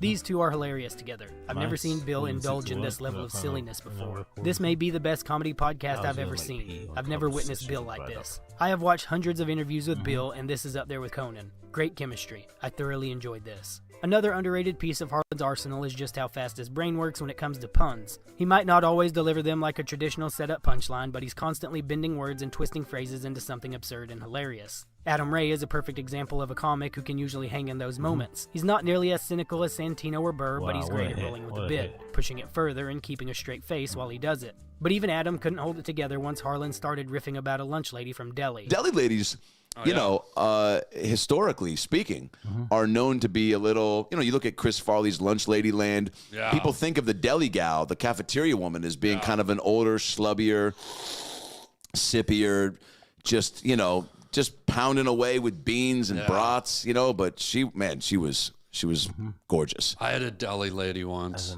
Go on. In India. This what? A new deli lady? 999.9%. Correct. Worst game show ever. Do me a favor. Put on your seatbelt. Put on your leg braces. Walk out that door and go pop a fatty. One of Harlan's biggest accomplishments is showing that silliness doesn't go away with time. I think I laughed out loud at every single Papa Fatty. This was pure gold start to finish. It's fascinating seeing comedians not only try to work with Harland's zaniness, but also to engage in it and try the wackiness themselves. It's not just fascinating to watch comedians try to keep up with Harland's level of improvisation, but it's just as amazing to see how he manages to stay funny even when the subject matter turns heavy. He finds the humor in it without diminishing the weight of what he's saying. So I started taking like ample supplies of, you know, fertility pills after consulting with my optometrist or whatever. What's a baby doctor called? A baby doctor. OBGYN? Oh, thanks. I'm baby. straight. Wait. No, but you know, whatever a biologist or whatever. Definitely not it. Yeah, keep going. What's that, a barbarous? Gargamel French bready. Not it. Yeah, keep going. But you know, whatever a biologist or whatever. Definitely not it. Yeah. No, but you know, whatever a biologist or whatever. Definitely not it. I feel so bad for when this happened to him, but he got dropped and never saw light of day on Demon Time or whatsoever. Maybe of course he doesn't should be paying for it, but still, you know. Jesus Christ. Jesus Christ. Yeah, keep going. Gargamel French bready. Gargamel-ish. Whatever a baby doctor is. Sure. I consulted a pediatric physician. No, thanks. I'm busy for the rest of my life. Oh, God. Guy gives 2 secrets and he wants me to take a vacay with him. So... What is a baby doctor called? I don't give a fuck at this point. Fuck them. I was at Albertsons, all right? Fuck it. Of all the comedians Harland has managed to break, the most satisfying might be Joe Rogan. This was Harland's first ever appearance on the Joe Rogan Experience, and most people would walk into that room nervous trying to match Rogan's energy or keep up with the conversation. But Harland did the exact opposite. He treated it like one big joke. And that's what makes it so perfect. Rogan doesn't really understand sarcasm, or at the very least, he understands it less than just about any of the top 250 comedians out there. He has this instinct to take everything seriously, even when the guest sitting across from him is one of the least serious people on earth. So while Rogan is busy processing Harland's nonsense as if it were a legitimate point, you can hear young Jamie in the background lose it. And if you've listened to JRE for a while, you know how rare that is. But can I share something with you? Please do. I'm a blueberry nut. Like I'm like blueberries. When blueberry season hits in early spring, I'm nuts about it. This was about 7 years ago. I'm up on a hill in Banff, out in Canada, in the Rocky Mountains. Grizz, you know Grizz, and I'll use a line from Chitty Chitty Bang Bang. Remember? And the bear came a lolloping over the mountain, and I'm. That's my favorite line. And the bear came lovely. Honestly, he kissed the accent really well as well. Bang, remember? And the bear came a lolloping over the mountain. And I'm sitting there, and the bear came a lolloping over the mountain. Honestly, that got me still. And I'm sitting there picking blueberries, and this behemoth comes flying over the hill. So that was a grizzly bear. It was a grizz. And when they attack, they roll you. They roll and claw. And I've never done this, but...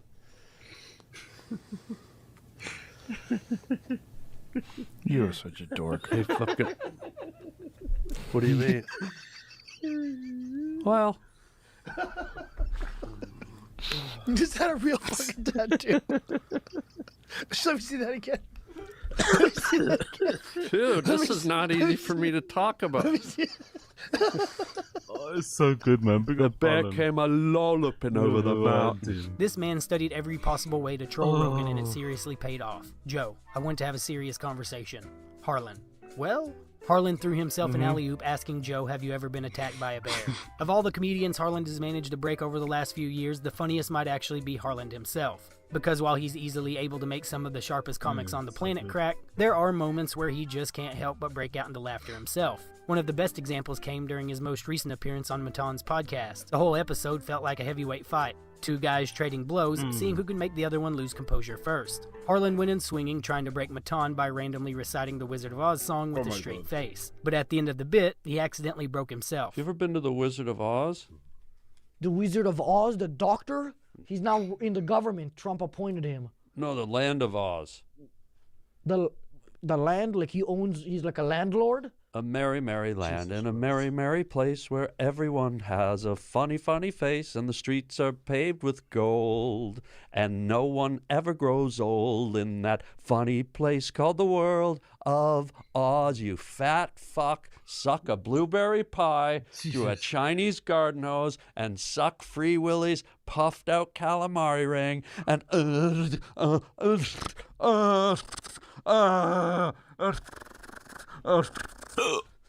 what the fuck? Carry on, suck face. Would it be considered cheating if you killed your wife before?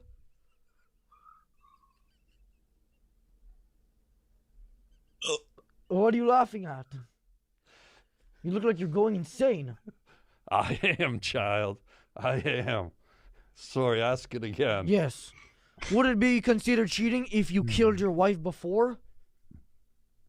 This is gonna be the response I get every time I ask go this, ahead. isn't it? It's just I love murder. It cracks me up. Okay, one more Cracks me time. up, so kill me, fat fuck. While most of the comedians Harland has made break in recent years have been caught on podcasts or live shows, one of his most impressive moments actually happened decades ago before anyone really knew who he was. When he was filming the scene in Dumb and Dumber that would make him famous, the Farrelly brothers originally had him sticking to the script. But when they finally gave him some room to improvise, he managed to make Jim Carrey and Jeff Daniels, two of the funniest comedic actors alive, lose it. The lines Harland came up with off the top of his head were so funny, they actually ended up being the ones used in the movie. Some of the improvs, I wish I could go back and look at the outtakes because they had me do it a number of times. Yeah. I think they just had me do it because every time I did something new, and I think they were getting amused. But what was great is there's a number of takes where I busted Jim and and Jeff up. Oh, like that's we had awesome. to stop the take because I made them laugh. That's and, awesome. And that felt really That had good. to make you feel Yeah, amazing. it just, I mean, I didn't want to because I knew it's like we're rolling. Yeah. I was sort of scared, but I couldn't stop. It was just flowing out of me. Sure. And I got them, and I just, so. Honestly, big up Harlan Williams, man. He seems like a fucking good egg. He seems like a good egg. He seems like a good egg. Anyways, my friends, I'm hiccuping all over the place, so I'm going to stop right now. I'm going to end stream. We're going to continue this again tomorrow. Oops, fucking hell, the hiccups are strong. We're going to do day 4 tomorrow. So big up everybody in the stream chat. Smash the like button before you leave, please.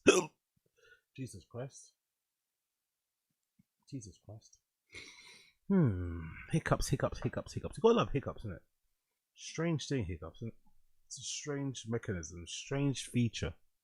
Strange. Big up the stream chat. Smash the like button for me if you don't mind. Smash the like button for me if you don't mind. Yep. Hit subscribe. Join, become a member. We're trying to hit 500 members by the end of the 30-day marathon. So if you can do that, I would fucking greatly appreciate that. But for now, I appreciate you all. We'll see you guys again tomorrow for day number 4 of 31. So big up the stream chat. I love you guys. See you guys tomorrow.